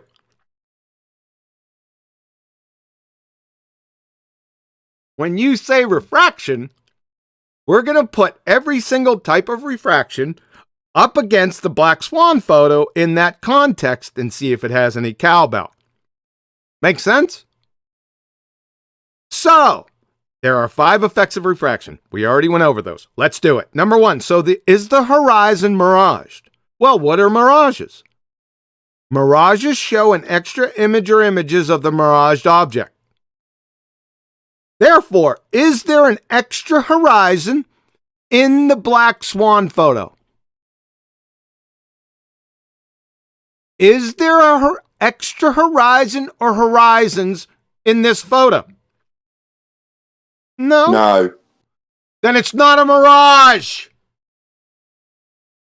Number 2, let's take 2 and 3 together. So is the horizon towering or stooping? Well, let's define them. Towering and stooping from Andrew Thomas Young. Towering and stooping change the apparent shape of the object itself. With towering, objects appear stretched. With stooping, objects appear to be shortened. So, that begs the question, is the horizon stretched or shortened in the black swan photo? Is the horizon stretched or shortened in this photo? No? Why? Well, because it's a non sequitur fallacy. It doesn't follow. It doesn't make any sense. So, 3 down, 2 to go. Sinking. From William Humphreys, The Physics of the Air. Sinking is the opposite of looming. In sinking, stationary objects that are normally seen above the horizon appear to be lowered or may even disappear below the horizon. In looming, the curvature of the rays is increasing while sinking produces the opposite effect. So, is the horizon lowered or disappeared below the horizon in the black swan photo? Is the horizon lowered or disappeared below the horizon in this photo? No. Because it's non sequitur fallacy again, right? 4 down, 1 to go. Guess what it is? Looming. From their alma mater wiki. Looming is the most noticeable and most often observed of these refraction phenomena. It is abnormally large refraction of the object that increases the apparent elevation of the distant objects and sometimes allows an observer to see objects that are located below the horizon. That should tell you something there, folks, comparing the objects in reference to the horizon, not the horizon below the horizon. Let's take it from Andrew Thomas Young, subject matter expert, San Diego State University. Looming, the appearance above the horizon of a distant object that would normally be hidden below it. We'll take the second part of this definition here in a few minutes. All we need is the top one. So, is the horizon appearing above the horizon in the Black Swan photo? Is the horizon appearing above the horizon in this photo? No? Then it's not looming. That's 5 for 5. You're dead. It's over. It's not atmospheric refraction. You don't know what you're talking about, and you never did. You just parroted it. Refraction. The frigging horizon doesn't ever loom. Ever, ever, ever! Before we get to the second part of the definition, questions, comments? Yeah, can you add a couple of things to your potential debunk? So number 3 and number 5. I don't know if you want to scroll up. I can't actually see screen, but just let me know when you're in front of them.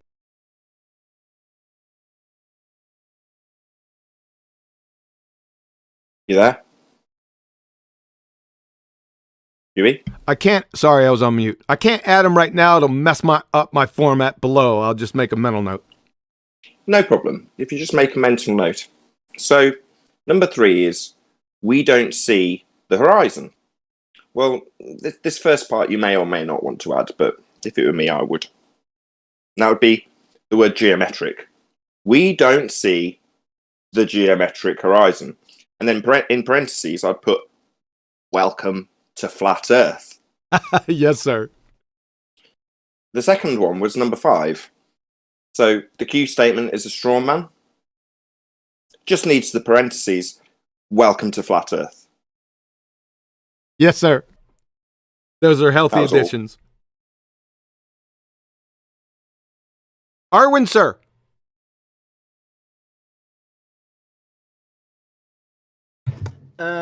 Well, don't have much to add to all that. So, except for there was a super chat earlier from Steve Aum, who says thanks. Thanks, Steve. Appreciate it, sir.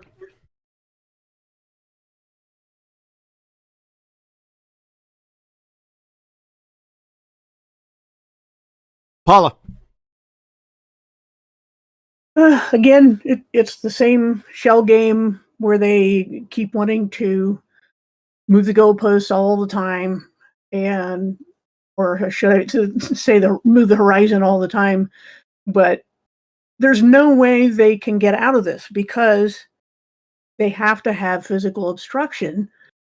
And if they say, well, you can see farther because it's looming, or whichever term they happen to use at the time, then we have to say, well, this is what the Black Swan argument photo is about, because the horizon can't loom over itself. So all they can do is try to do, like I said, a shell game, move things around, shuffle it around, and hope to confuse people. And probably because they're confused themselves, but I just don't really see a way around it.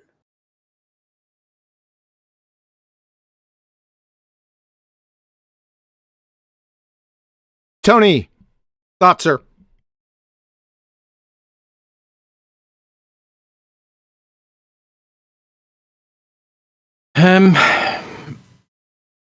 In short, I think there isn't a comeback.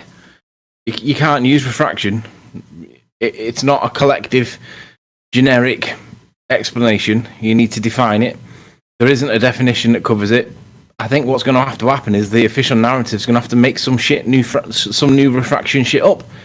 I remind myself of when we were doing the Isle of Man stuff, and they literally changed Google Earth whilst we were doing it. It wouldn't surprise me if there was some new inventive thing, like when Marconi did the transatlantic radio waves and they suddenly invented the ionosphere. There's going to be an ionosphere coming up because they need to address this. What are they going to do? They've got to address it. There's no science to cover this. So watch out for a new ionosphere, because at the moment it's checkmate. It's game over. Over.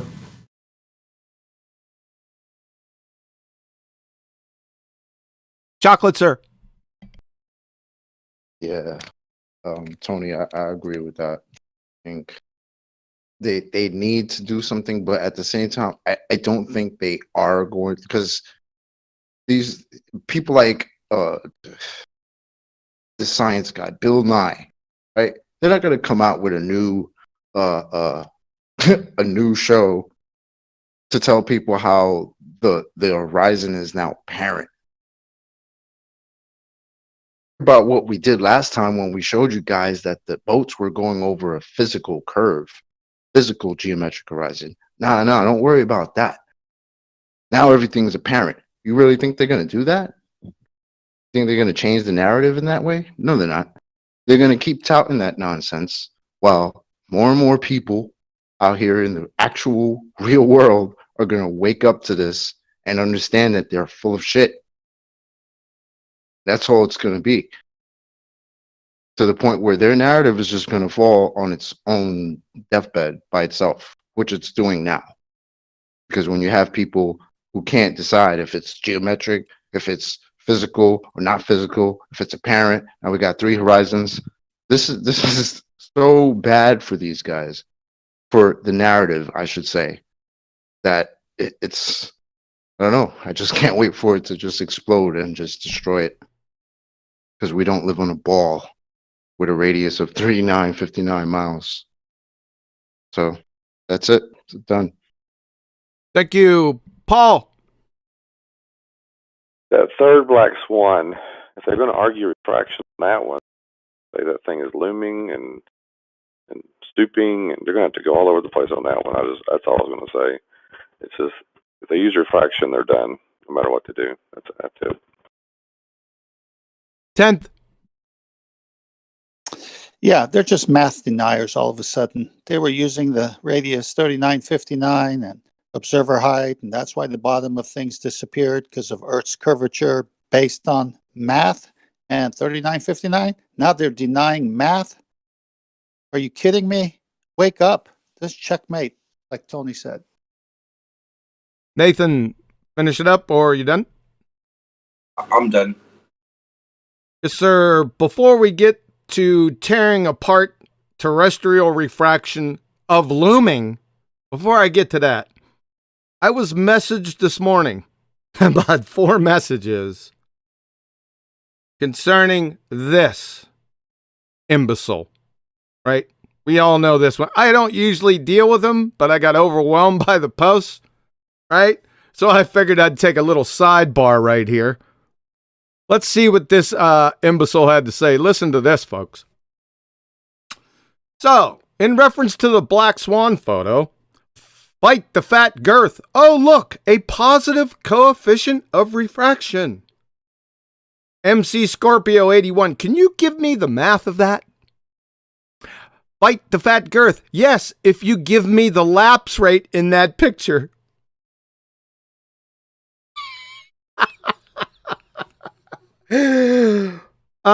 Thank you. Fight the fat girth. Do you have a refractometer in your eyes, Beavis? Number 1. And number 2. Why are you asking for a lapse rate? When you already have to have that since you need it to calculate the coefficient of refraction. You clumsy, daft muppet numpty of epic proportions. You just bashed your own stupid head in with a shovel, sir. Unfrigging believable. And let me finish it off. You're going to love this. Fat the fat girth. His modus tollens. If P equals Q, not P, then not Q. If P equal Q, if you put this equation into English, it would say if P is Q. So if P is Q, not P, then not Q. My word, sir. You see, I really don't have to do too much. Like I said before, I just let them speak or write. They do all our work for us. Unbelievable. Ah, boy. Back on topic. Let's get back to refraction. Looming. Remember, I said from Andrew Thomas Young, the appearance above the horizon of a distant object that would normally be hidden below it. Remember, now, the concentration is on the object effect in reference to the horizon, not the horizon itself. But we already clobbered that. Let's clobber this. It goes on. This effect is caused by unusually large terrestrial refraction. I don't have to go any further. It's caused by terrestrial refraction, eh? What's that? This is a stone cold begging the question fallacy. Why? Does light refract? Answer? Yeah. Is that the same that can be accounted for by terrestrial refraction? Answer? Nope. Keyword terrestrial. You see, terrestrial refraction already assumes a sphere, i.e. the calculations assume the radius of the Earth. That is curvature. The atmosphere, this is from San Diego State, from Andrew Thomas Young, who just gave us the definition above. He's going to train wreck himself. The atmosphere is also curved, as it follows the shape of the Earth, and the calculations below will adopt the rough value of 6,400 kilometers as the radius of curvature to make the calculation simple. You can't do that. You cannot do that. Why? Because you're begging the question. Your argument's void. See this, Professor? You're assuming the premise. That is, the atmosphere is curved, which is a tear-jerking belly laugher in and of itself. Then by proxy, the Earth's curvature to prove the conclusion true. That is terrestrial refraction or looming. That equals a textbook begging the question fallacy, circular banjo do-si-do. You're done. That's not the worst part of it. Even in their definition, even within their erroneous, fallacious definition, they're wrong. But their definition of looming is also wrong. Let me show you something. Andrew Thomas Young versus his Huckleberry quantum eraser. Looming from Andrew Thomas Young. The appearance above the horizon of a distant object that would normally be hidden below it, just like we talked about above. From Andrew Thomas Young's Huckleberry quantum eraser. Looming is nothing more than an optical illusion produced by the sky being inferior miraged underneath an object, giving the appearance of said object floating above a false horizon. This is the classic example of looming. We talked about this before. It's kind of difficult to see the actual horizon here, but if you use off-center vision, it's very easy to see it. That is, look up here, and in your periphery, you can see exactly where the horizon is. Right? It's right here, right off the bow. Too easy. And when we find ourselves in trouble, we can always count on Mick West to come to our rescue. You see, the press was calling this a Fata Morgana. Same photo. But it's not a Fata Morgana. Mick is correct. This is not a mirage. And he color contrasted the photo to make the horizon appear clearer. And it's in the same place that we seen above. Right here. Right? So thanks a lot for that, Mick. We didn't need this one. The false horizon. Yeah, you identified it correctly. Sure. Yep. But you said it was due to fog. Mick, I think the fog's in between your ears. Do you know why? Because if this is a fog bank, newsflash, you wouldn't see the boat. Okay. Unbelievable. This is from the Scottish Open. Take a look at the left picture. Don't worry about the right picture just yet. In this photograph, you can see where the actual horizon is, right? You don't need any off-center vision. I can see it plainly. What they did over here to the right is they color corrected to make it come out, right? Doesn't matter. You can see it anyway, right? Whose definition is correct? Whose definition is correct? The appearance above the horizon of a distant object that would normally be hidden below it? Huh? That's not, this is looming. That doesn't match your definition. Andrew Thomas Young.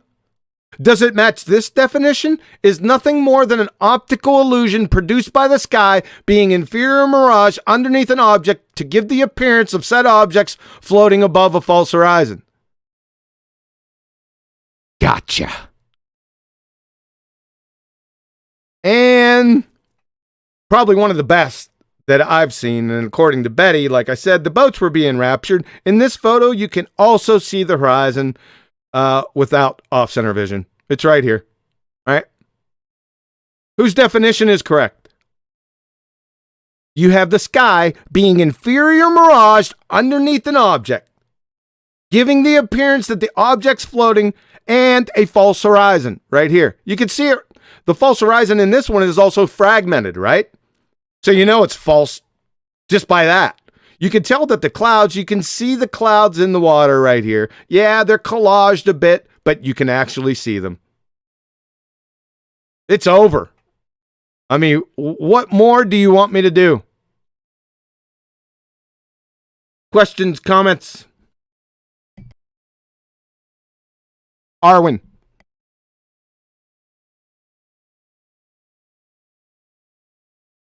Dude, why are you starting with me? Because your name starts with A and you're the first one on the list? True. I'm kind of calmly listening in the background, and I don't have much to add at this point, sorry.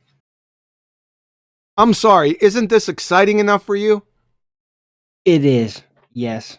Increase the enthusiasm now! Roar!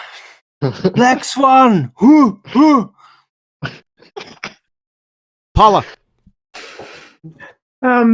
It's all ad hoc explanations. All this stuff that's been going on for 4 or 5 years is just ad hoc, because as soon as they make a claim and we say, well, here's actual measured, observed evidence against that claim, and then they move the post and move it again. So it's all ad hoc. And this one, though, it has them perplexed because, the Black Swan, because there's no way to ad hoc out of it. There's no way to do anything but what they've tried, like we've mentioned before, about switching sides in the argument, because this is the side that wins. So that's all they can do. Thanks, Paula. Anthony.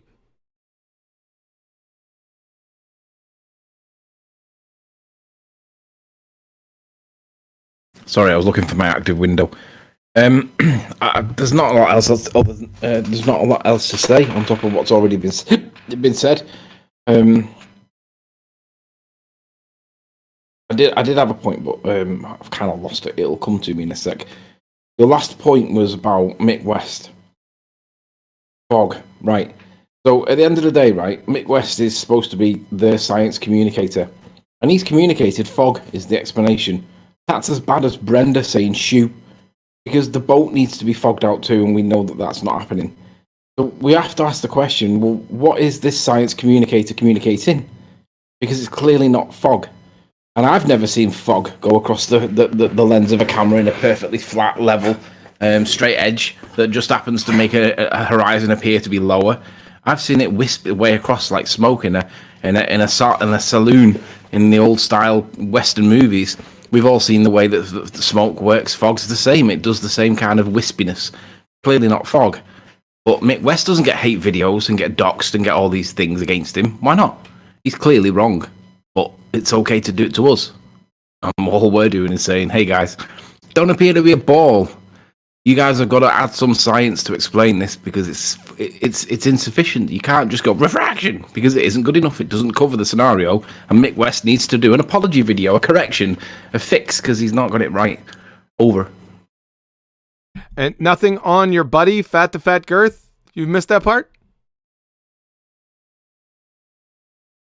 Nah, my tongue's tied a little bit in respect to him at the minute, so I'd rather just swerve it, to be honest. Yes, sir. Chocolate.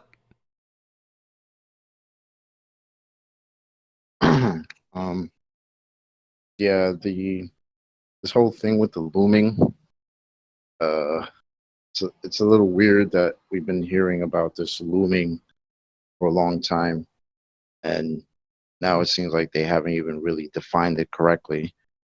But at the same time, I think it was Rumpus himself who said something about Andrew Thomas Young saying that they have been using the word incorrectly. I mean, I don't know, maybe I can get a correction from Rumpus later if I'm wrong, but wasn't it something about you're just using like you're applying the historical use of it? I mean, what is it? Basically, what you're supposed to use standard refraction? That's what you were told, that you were supposed to use standard refraction from your subject matter expert. So that means you were basically told to beg the question. Yes. And not use looming. Right. Yes. That's correct. Right. Standard refraction. Well, where'd they get the radius from? We're going to see that here in a few minutes. Is that it, Chocolate? Just before we do, just before we do, Chocolate, can you imagine what would be the scenario if we begged the question that we needed a ether to propagate light? Now, I'm not saying that we do. I'm just saying that if we begged the question that we needed an ether for light to propagate through, they don't allow us to do that because they say there's no evidence of an ether. Yet they expect us to just allow them to beg the question on the shape of the Earth. Well, you can't have it both ways. If we can't beg the question for ether, you guys can't beg the question for the shape of the Earth. So you either allow us to beg the question for ether, if you adapt the ether arguments, but you can't reject it because that would be hypocritical. So let's stop the arguing against the idea of whether there's an ether or not, because you guys can't argue that if you're going to assume that the Earth's a sphere. It works both ways. Oh, we wouldn't be begging the question with the ether. Maybe you, not we. Take the French out of it. No, I'm just addressing those that don't let us beg the question. About whether I'm not arguing for or against. Let's be really clear. I see you were just providing an analogy. Thank you. Pick another analogy next time. Thanks. But you took it well, man. Paul. I mean, you guys are saying it better than I could. And again, if you're going to argue refraction, there is nothing you can measure. It's all refracted. Thank you, sir. 10th. Well, forget ether, because there's not even an or. You quoted Andrew Thomas Young saying this: looming, the appearance above the horizon of a distant object that would normally be hidden below it. Hey, Rumpus, this is your guy. Why aren't you listening to him? The appearance above the horizon of a distant object that would normally be hidden below it. He doesn't get this. None of them do. They don't know. I told you 3.5 years ago, all they did was refraction, right? They don't know what it is. Just like they didn't know what gravity was. It's the same scenario. They keep quoting Andrew Young, but why aren't they quoting him properly? Because they're fanatical religious zealots tied to a fairy tale. That's why. Is that it, 10th? That's it. I won't refract my comment, though. The Adam Meakin. Sir. Evening, everyone. Sorry I'm late. I was having a nice family tea. I've missed most of it, but I've only got one thing to say, really. Black Swan. Black Swan. Winner. Thank you, sir. Nathan Oakley. Yeah, I want to add to what Paula said, because Paula said that, I can't remember the exact words that you used. Are you there, Paula? Mm-hmm. So you were saying that they can't flip-flop or double speak or obfuscate. I can't remember the exact word you used. I used shell game, and I also ad hoc. Ad hoc, that was it. Yeah. Give an ad hoc explanation, something that seems plausible on the surface, but is just made up on the spot, basically. Yeah, ad hoc explanations. Well, it's worse than them not being able to ad hoc their way around it, because every time they attempt to give an ad hoc explanation on the spot, they end up relinquishing their model. In other words, well, for example, Mr. Sensible, at best, you've disproven the radius of the Earth. In his mind, he thinks he's done well. He's telling himself, well, that's the logical way around this. Concede the logic, because it's holding true, and he's gone through it and nodded along, right, yeah, distance to geometric horizon, yeah. The other, I mean, there's plenty of examples that I've released in little snippet clips, some of them with Rumpus in, where he says, no, we don't have a geometric horizon. And preceding that, he's told Anthony about Soundly's image and how many oodles of blockage there is because of the physical geometric horizon being in the way. And then in the same conversation says we don't have a geometric horizon. It can only be seen if you suck out all the atmosphere. Having literally in the same conversation told Anthony how much obstruction there is from the geometric horizon.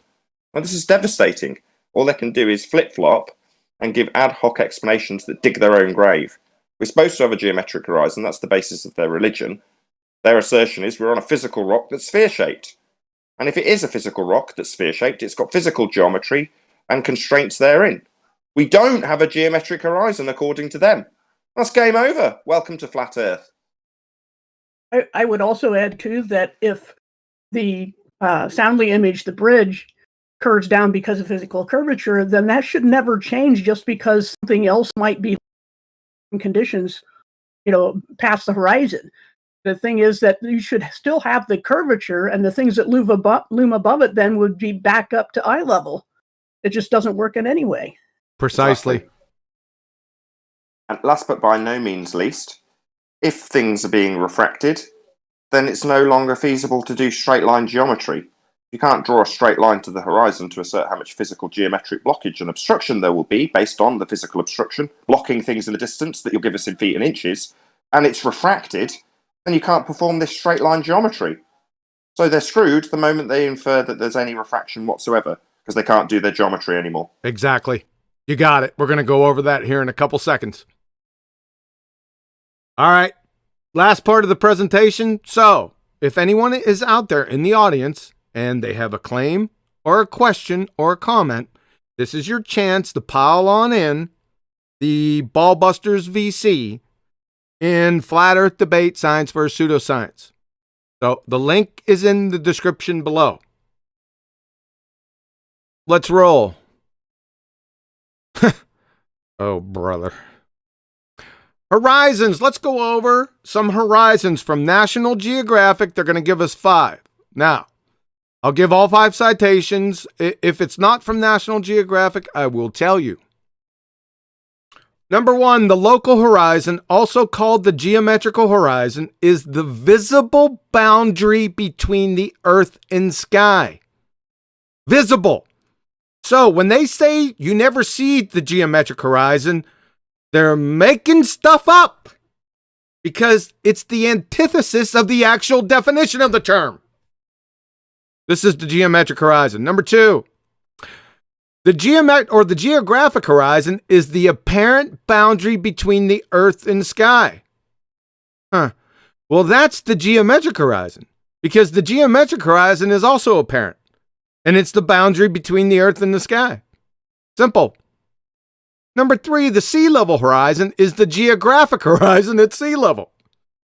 So, since the geographic horizon is the geometric horizon, and the sea level horizon is the geographic horizon, that means the sea level horizon is, guess what? The geometric horizon. Simple. Number 4, the astronomical horizon is the imaginary horizontal... Oh, imaginary. I'm sorry. We work at the really is level here. Imagination. Let's try another definition for the astronomical horizon from Encyclopedia Britannica. Horizon in astronomy, the boundary where the sky seems to meet the ground or sea. Thanks. That's the geometric horizon. Appreciate that. And number 5, the true horizon. The true horizon is the imaginary plane that... imaginary? I'm sorry. We work at the really is level here. So, what they're saying is they got 5 different terms for the same damn thing. Also known as an equivocation fallacy. Just to let you know. The latest and greatest baller rebuttal. I don't know if this is the latest and greatest. This happened before, but I thought to keep this in here because it goes on the conceptual theme of their excuses. So this is a photo I got from many ballers a couple weeks ago. Would they say that this is the apparent horizon up here, and this is the geometric horizon? Let's find out what the geometric horizon is. Again, National Geographic. The local horizon, also called the geometrical horizon, is the visible boundary between the Earth and the sky. This is the visible boundary between the Earth and the sky. That means that this up here is the geometric horizon. And by the way, the geometric horizon is apparent. Duh.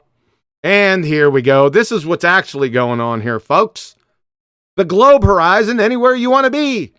The astronomical horizon, the apparent horizon, the artificial horizon, the horizon to be named later.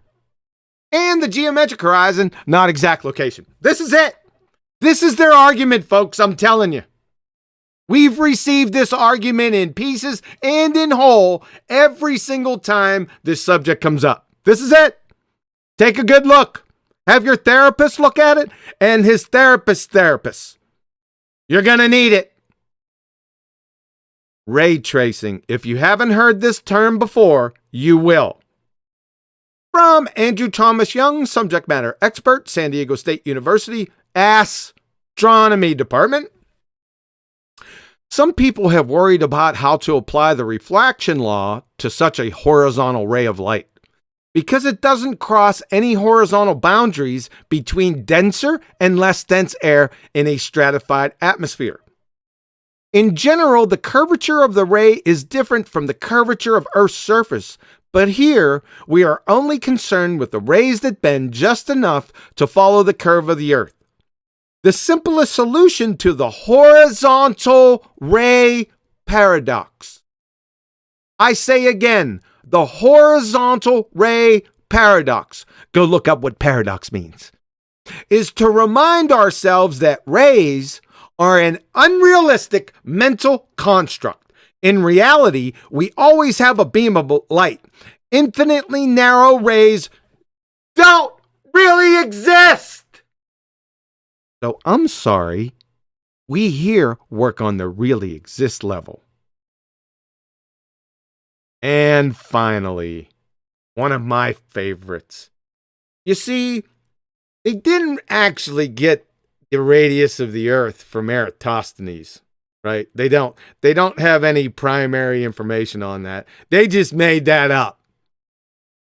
Especially when they invoke sticks. You see, Eratosthenes never used sticks, people. What a joke. No. See, they actually use Al-Biruni for the Earth's radius. Al-Biruni, from 973 to 1048, developed a new method using trigonometric calculations to compute Earth's radius and circumference based on the angle between the horizontal line and the true horizon, the imaginary horizon from above, from a mountaintop with known height. He calculated the height of the mountain by going to 2 points at sea level with a known distance apart and then measuring the angle between the plane and the top of the mountain for both points. Biruni's estimate of 6,339.9 kilometers for the Earth's radius had an error of 0.0026 and was 16.8 kilometers less than the current value of 6,356.7 kilometers. The idea came to him when he was on top of a tall mountain near Nandana in India. He measured the dip angle using the astrolabe, and he applied to the law of sines formula. He also made use of algebra in this calculation. Now, this is going to be easy. There's a lot of train wrecks in this statement. I'm only going to use one. It's going to be frigging self-evident, slap in your face obvious. You ready? A is the highest point of the mountain. B, the lowest point of the mountain. H, the height of the mountain. C, the lowest point of the true horizon visible from point A. Let me ask you something. If this horizon is refracted, How are you getting a geometric radius from it? I say that again. If this horizon is refracted, how in the world are you getting a geometric radius from it?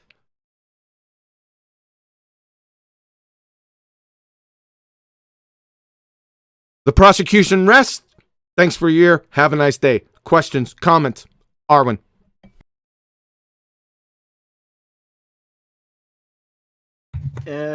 Yeah, you got a pretty good point there. It's yeah, I have to think about it for a moment. But yeah, carry on. Do another cannonball. Paula, increase the enthusiasm, please. The first thing is that a while back I did a video called Because, and what it is the common phenomenon that people who just cannot deal with your argument, they will sometimes do, well, almost always ad hominem, in the form of saying, you just don't understand the science. There's something wrong with you for not agreeing with our conclusions. There must be some fault in you. It isn't that, your argument beats ours, is that you don't understand. So that's just another because. It's a ad hominem that they're trying to figure out in their own mind how anyone could disagree with them, and it's just arrogant to do that. And so what they're trying to do is protect ego, basically, and saying, as you illustrated with the mountaintop so-called deduction, which is again just calculation, not observation, of something that they presupposed and something that isn't real by their own definition, that they can't get geometry from. The only thing left to do is ad hom. And so they will say, well, this makes perfect sense. You just don't understand it. And that's what we see in the chats and what we see in the videos trying to debunk it all. But again, if you have, any sense at all, you have to see that this is them tripping over their own definitions and just getting frustrated and not knowing how to respond to it. Thanks, Paula. Tony.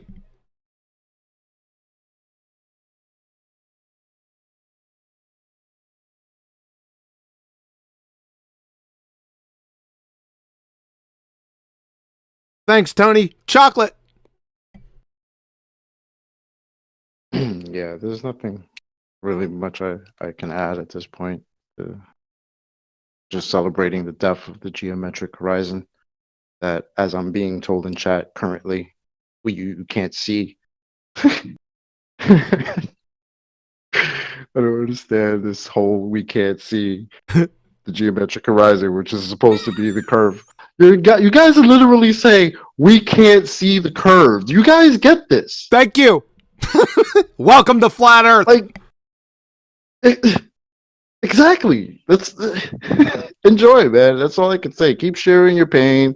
I know this might be a while before you get over it, but this is ridiculous. You guys are literally telling us we can't see the geometric horizon. We've never seen it. You guys used to call it the curve. I don't know. Maybe you want to go back to old hangouts where you guys called it the curve. You boats are going over the curve. Now you say we can't see it. Did you think you were just gonna wave that over us because we're calling it the geometric horizon? You guys used to call it the curve, right? Now you guys are saying you've never seen it. We don't see it. Well, welcome to Flat Earth. Have a good day. We're not gonna just we're not gonna let you just walk out of here. Tony.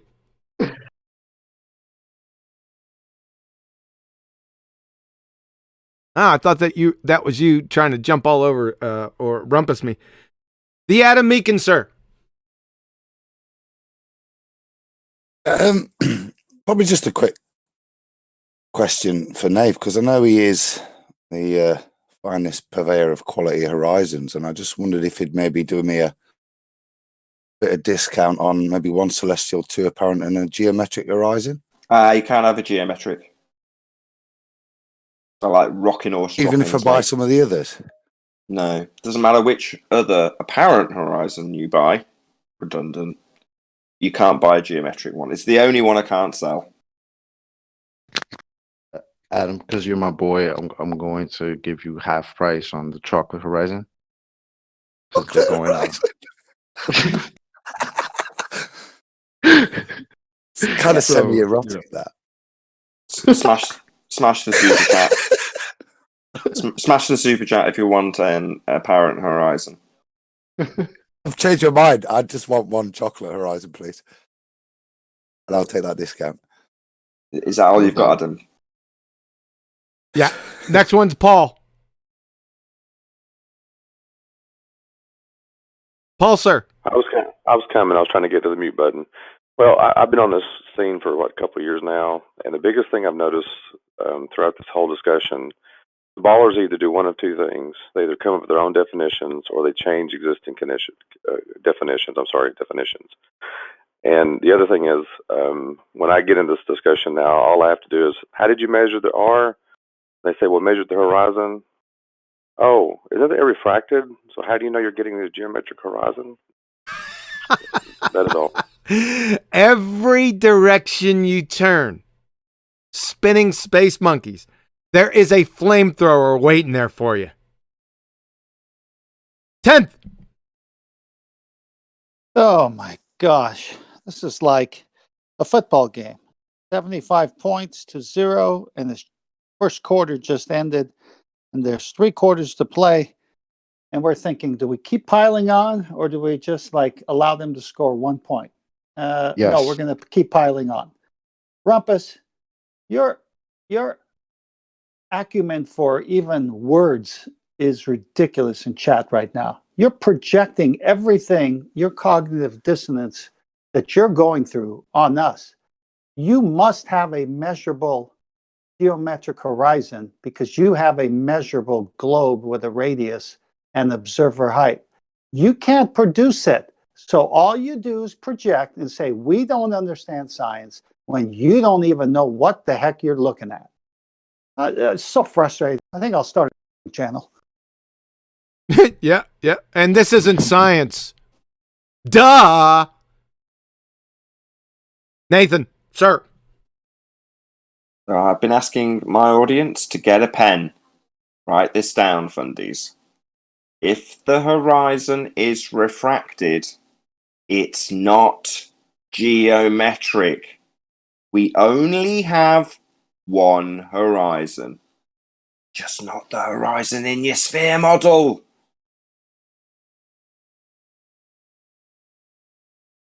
Thank you, sir. Righteous.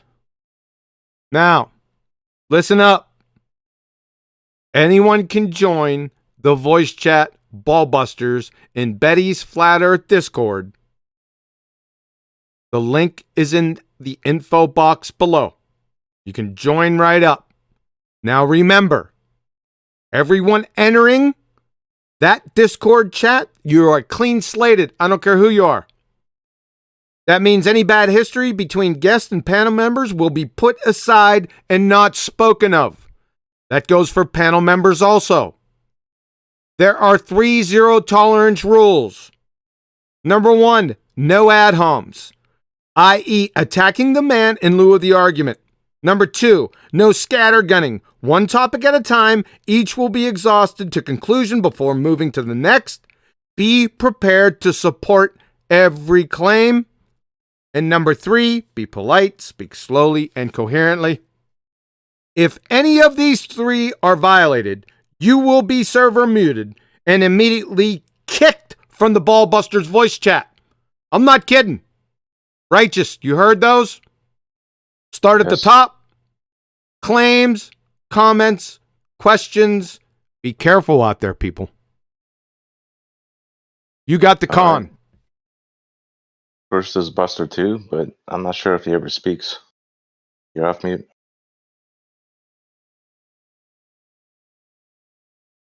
And before we move back to Cranberry Coyote, I just found out he's 15. So do you still want to hear from him? No, that's against. I know. Right. You know the deal with that, Righteous? Yep. All right, we'll go back to Alberico.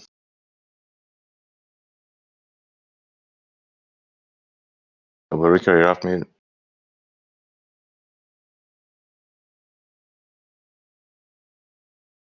Okay. Moving on to Erwin Janssens. Nothing really to add. It should be blatantly obvious. I'm in a heated discussion at the moment with somebody on a Dutch forum, and all they can do is spray fallacies and go with obfuscations, going to the platforms and dividing the attention to other things. Yeah, that's about it. All right. And next we got 50 Unorthodox.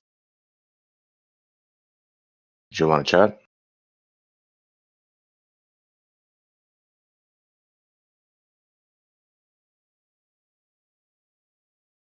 You see him chatty in live stream. Maybe he's busy again. We can go on to Pool Dog Bear. Hi guys, I'm having a real bad connection problem. You can hear me. Can you hear me? Yeah, we can hear you. Yeah, we hear you. It's really bad. It's going in and out. I just want to say, was their edge as a joke. You know, I don't know what. Yeah, hey, Pull Dog, you're chopping, man. I think I got the gist of what he said. He was saying I was going to ask them for their edge as a joke. I think that's what he said. Yeah, that's his Well, my joke. favorite Yeah, joke. my joke is the ballers have lost their edge. You know, but their horizon and radius as well. You know, and I think that the radius thing is obviously a huge thing, and just gloss over it as if it's. No, don't worry about that. Nothing to see here. You know, crazy. Yeah. Don't know if All right. Moving on to Speed or Speedy. That red man.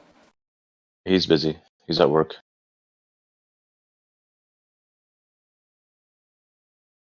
Well, we can finally move on to the Rumpus now. Rumpus? Hello. Hello? Hello. Can you hear me? Yes, we can. Really good. I'm afraid QE doesn't have the most basic understanding of the arguments. Be or the careful. issues, and doesn't seem to understand science. So, I mean, if That's we go to the ad top hom. of the- Ad hom immediately. No. You're gone. Yeah, Right. he had one chance. Ad That- hom. Yep. Cut off. Get out. That's a personal at the man ad hom. I told you about this. I will not tolerate it. Huey, Goodbye. Would you accept? Kick him. Huey, would you accept a plea of clemency for my friend Rumpus? No, you tried that one on me, and I got 9 ad homs from him. 9. I know. I'm just trying to be the balance of fairness here. It's only fair that someone pleads for clemency, and I'm going to do it. Can we give him one chance and let him come back in? Nope, he's gone. Burn him, he's a witch. Burn him, burn him. Sorry, Rumpus, I tried. Yeah, I yield the you couldn't floor. make it the first sentence you couldn't get out without an ad hom, bro. Hold on. That's just sad. We know he's going to Hold do on. Let's not dwell on other people. Yeah. Well, Travis Clark has said he's busy, so we got Unicorn Laser Eyes as the last one.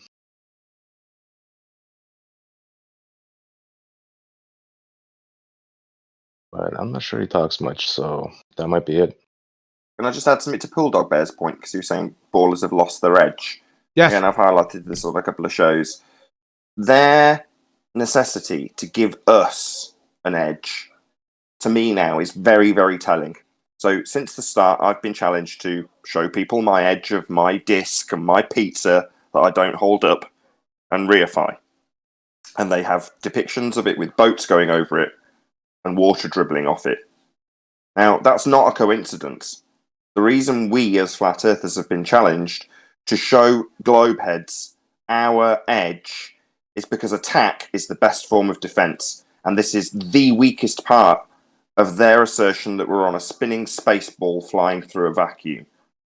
This is the weakest point, the linchpin, if you will. So understanding why you've been asked to provide them with an edge is because their edge is very tentative, very fragile, and the black swan has shot holes in it. So be aware why you're being asked for your edge and why they've had a necessity to rephrase what is the edge of a sphere and boats going over it into Earth curve. Why the carefully phrased terminology that's bantered around so much? Well, because if we had the word edge being used for the edge that the boats go over and obscure things, it might highlight our cognition to the fact that their edge is delicate. Now, their edge is non-existent. They can't use refraction. It's based on an R value. An R value giving them a physical, reified Earth curve edge to obscure things and tell us how much is obscured by it in feet and inches. Well, they don't have that for the refraction value at 7/6R, or if you're a moron like Ruhif, greater than infinite over 6R, because he doesn't understand what infinite means.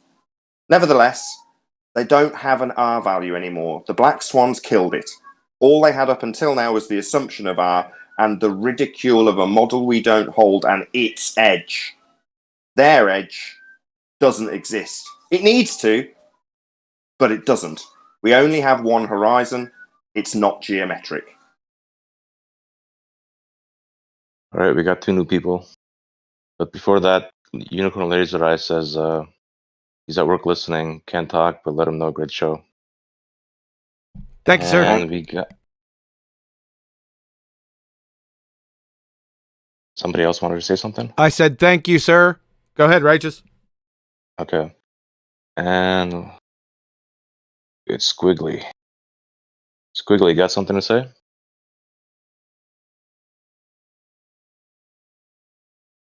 And if not Squiggly, then we can go on to Erod. You there, Erod?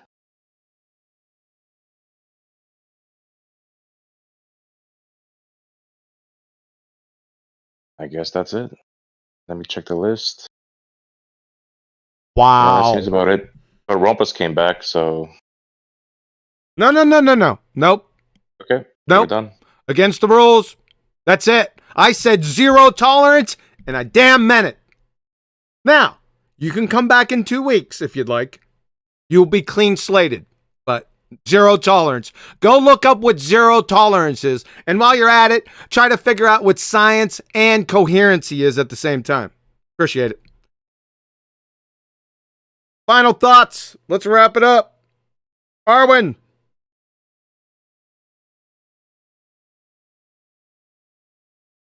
Yeah, we got him by the balls. Black Swan killed it all. No more geometric horizon. They just keep on flopping in the doublespeak, and that's it. Lucky channel. Yeah, Arwin, ARWIJN, Flat Earth Early Bird Show every day, 2 p.m. Amsterdam time. Come and visit me sometime. Thanks, Arwen. Paula. Nothing additional to add. As always, it's been a point that we can't make too often for people who don't get it yet, but for those of us who do, it's like, well, how many ways can you say it? But yeah, I have a channel too. Bible literalist, and I do Bible stuff, shockingly. So No, don't sell yourself short. Bible Literalist channel is not just about Bible literacy. It's about a lot of other stuff as well. So there's plenty of other stuff. I'm not a Christian, but I watch your channel, and I enjoy the Christian stuff, don't get me wrong, but there's plenty of other stuff to pick from on Paula's channel. So Bible Literalist, be here, be sphere. Fantastic channel. thanks, Nathan. Yes, I do have a cosmology playlist. If somebody wanted to avoid the Bible stuff, there is that. So, yep, thanks. Tony. I'm going to repeat words from the last couple of BALLBUSTERS show. I've mentioned it on Nathan's show a few times. It's one thing to point this at the ballers and say, hey guys, you got a problem. We need to look at it from our own within, like introspection, because our own side is still not picking this up. the lead protagonists on our side are swerving this like a beast, and it's glaringly obvious by the deafness. There's no communication coming from key players. I'm not going to name them. We can all see who's not talking about it. But you've got to ask yourself the question, well, why? Is it the case that it's not as strong as what we say it is? If so, I'm going to invite and challenge our own side to say why it is that they're not dealing with this. Why are they not pushing it? It's blatantly obvious. Shout out to Mark Sargent. He gets it. He's sharing it. There's other people on our side that are not. If you're not sharing this, I want to know why. Come on the show and defend your position. You should be pushing this. They don't have a geometric edge anymore. So what is the edge? Well, we know it's apparent. It does debunk the model. Why is our side not pushing it? If you've got a reason, let's hear it. If it's not as strong as we say it is, let's hear why. Because otherwise, you guys should be pushing it. I don't know how else to word this other than, is there a controlled narrative going on? There is no control in Nathan's show. We don't always agree with each other. And there are points that we fight with each other over offline. And we fall out. And you've seen it. You've seen people fall out with us because things we don't agree with, they end up going their own separate way. This is definitely not an echo chamber. We don't always agree. Yet for some reason, people on our side are not pushing this. And the silence is deafening. Ask why. Is it controlled, or is it that they just don't get it yet? If you don't get it, ask for it to be explained. If you do get it, start bloody pushing it. Nobody's got a commentary against this. They can't defend it. Yet our side are still not pushing it. Why? Out. An incoherent second grader can understand this argument. Tony, they're just digging their own graves. So I'm just going to let them dig. Ain't going to announce them. Ain't going to say who it is or who it isn't. The people that are your subscribers or the people that are following you, if you're not speaking to this #1 globe killer, bar none, it's so easy, right? Then you're digging your own grave. Thank you very much. Chocolate. Hold on. Sleeping Warrior. Subscribe to Sleeping Warrior. His channel's called Sleeping Warrior. Subscribe today. Chocolate. Yeah. I'll just say that if you don't realize how devastating the argument is, just listen to their response to it. Listen to how many times they flip-flop between the things that they say. They'll say one thing and completely contradict it in the next sentence. Right? And that has happened because of the Black Swan. It's really that simple. I mean, anybody could really see it. Right? It's been displayed many times now since the Black Swan has come out. And sure, there are plenty of other awesome arguments for the fact that we don't live on a magical spinning water ball, because we don't. And it's evident. But this is the one that has made them completely do a 180 from their very own arguments. And now are arguing our arguments. So if that's not blatantly apparent to people, I don't know what to tell you. But for those that understand and get it, go out there and kill them with this. This is that simple. This is a wrap. We don't live on a ball. It's preposterous at this point in 2020 that people still believe that. So, okay, I'm done. Great show, man. Thanks, Chocolate. Paul. I can't talk, but good show. You just talked. 10. That's good. Great show, QE. Just sound arguments backed by good citations and good logical reasoning. And all the ballers could do in chat is just project. So keep it up, boys. It's fantastic. Plug your channel. Oh, 10th Man Dishes. 10THMANDISHES cooking channel featuring flatware. The Adam Meekin, sir. Well, I think Chocolate summarised the argument and the points beautifully. So, honest, it's not fair anymore, is it? And I want a little appeal to Nathan. I think maybe once every 8 weeks we should just go blah blah blah blah blah and not be allowed to mention the Black Swan. Just to give him some hope. Seriously, the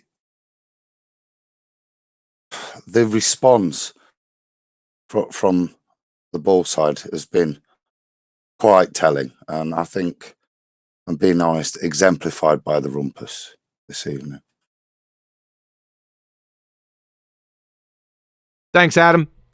Nathan, you want to round us out? Adam, you've got more than one channel to plug. Yeah, Iron Rail Media, first and foremost, obviously. Having a little break at the moment, but we've got Fridays, I think in about 3 weeks for the new year. Then there's obviously the TFR show with the guys, Josh, Walt and Zach. And that's 10 o'clock Tuesdays and Fridays on TFR. And then I'm thinking of just like doing a few boring bits myself on my channel as well. Wow. Iron Realm's taking a New Year siesta. So, yeah, that's the Adam Meakin channel as well. So maybe get a bell notification because I might be doing a few bits soon. Me and John Savage are getting twitchy and bored already. So there you go. Cheers, Nathan, for the reminder. Nathan, take us home, sir. In terms of a summary, I couldn't agree with Chocolate. He said it perfectly. You couldn't agree more with Chocolate. He said it perfectly. This is a devastating argument, and people who don't appreciate that, or maybe are a bit cautious because they don't fully understand it, which is perfectly understandable, then look into it. Don't use it if you don't understand it. You'll end up getting your head chopped off. But by the same token, it definitely needs or warrants investigation from people who are unfamiliar with the argument. So Chocolate summed it up beautifully. Know it, learn it, understand it, chop people's heads off, and witness the people who do get it chopping people's heads off. So I've kept my ear very much to the ground since this argument's come out. I mean, literally daily I'm searching for people who've got any sort of rebuttal, any response to this argument, or indeed people, as a byproduct of searching for rebuttals, I've come across people who are releasing their black swans. So what I've been doing is cutting it up and putting an intro and outro on it, introducing the person if it's a black swan capture and a vague bit of information. Mostly they explain it themselves in their own videos, but then putting those videos out on my channel so you can see them in various different guises and lengths, along with, as I say, the arguments that have come along our way, either from the people in their own echo chamber, trimming out a bit of what we've said and then responding to it in their own time, or the people who've actually got the courage to come in and challenge us in the debate. And those have been trimmed out into concise videos. And I've gone to, I'm not going to lie, a lot of effort to do that, because strike while the iron's hot. This is the hot topic of the moment. And I want people to understand it. I want people who are out there either searching through their hard drives to find older captures or going out there and capturing new black swans. I want them to be recognised. In other words, the people who get the argument, I want them to be praised, because that's the way it grows. And it's not because it needs pushing.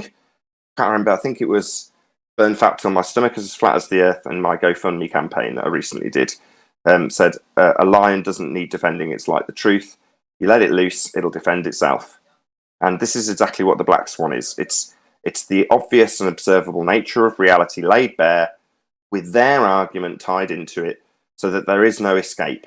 And that's what we're seeing. We're seeing the people who come and put their arguments forward for the globe Earth, relinquishing their own arguments, debunking their own statements, often in the same breath. So if you're not recognising the importance of this argument, you need to wake up and smell the tea bags. Thank you, sir. Thanks to all the participants, all the guests, all the Ballbuster panel. Take this #1 ball killer and give it to everyone you know. The ball stops here. And we're not just going to let you walk out of here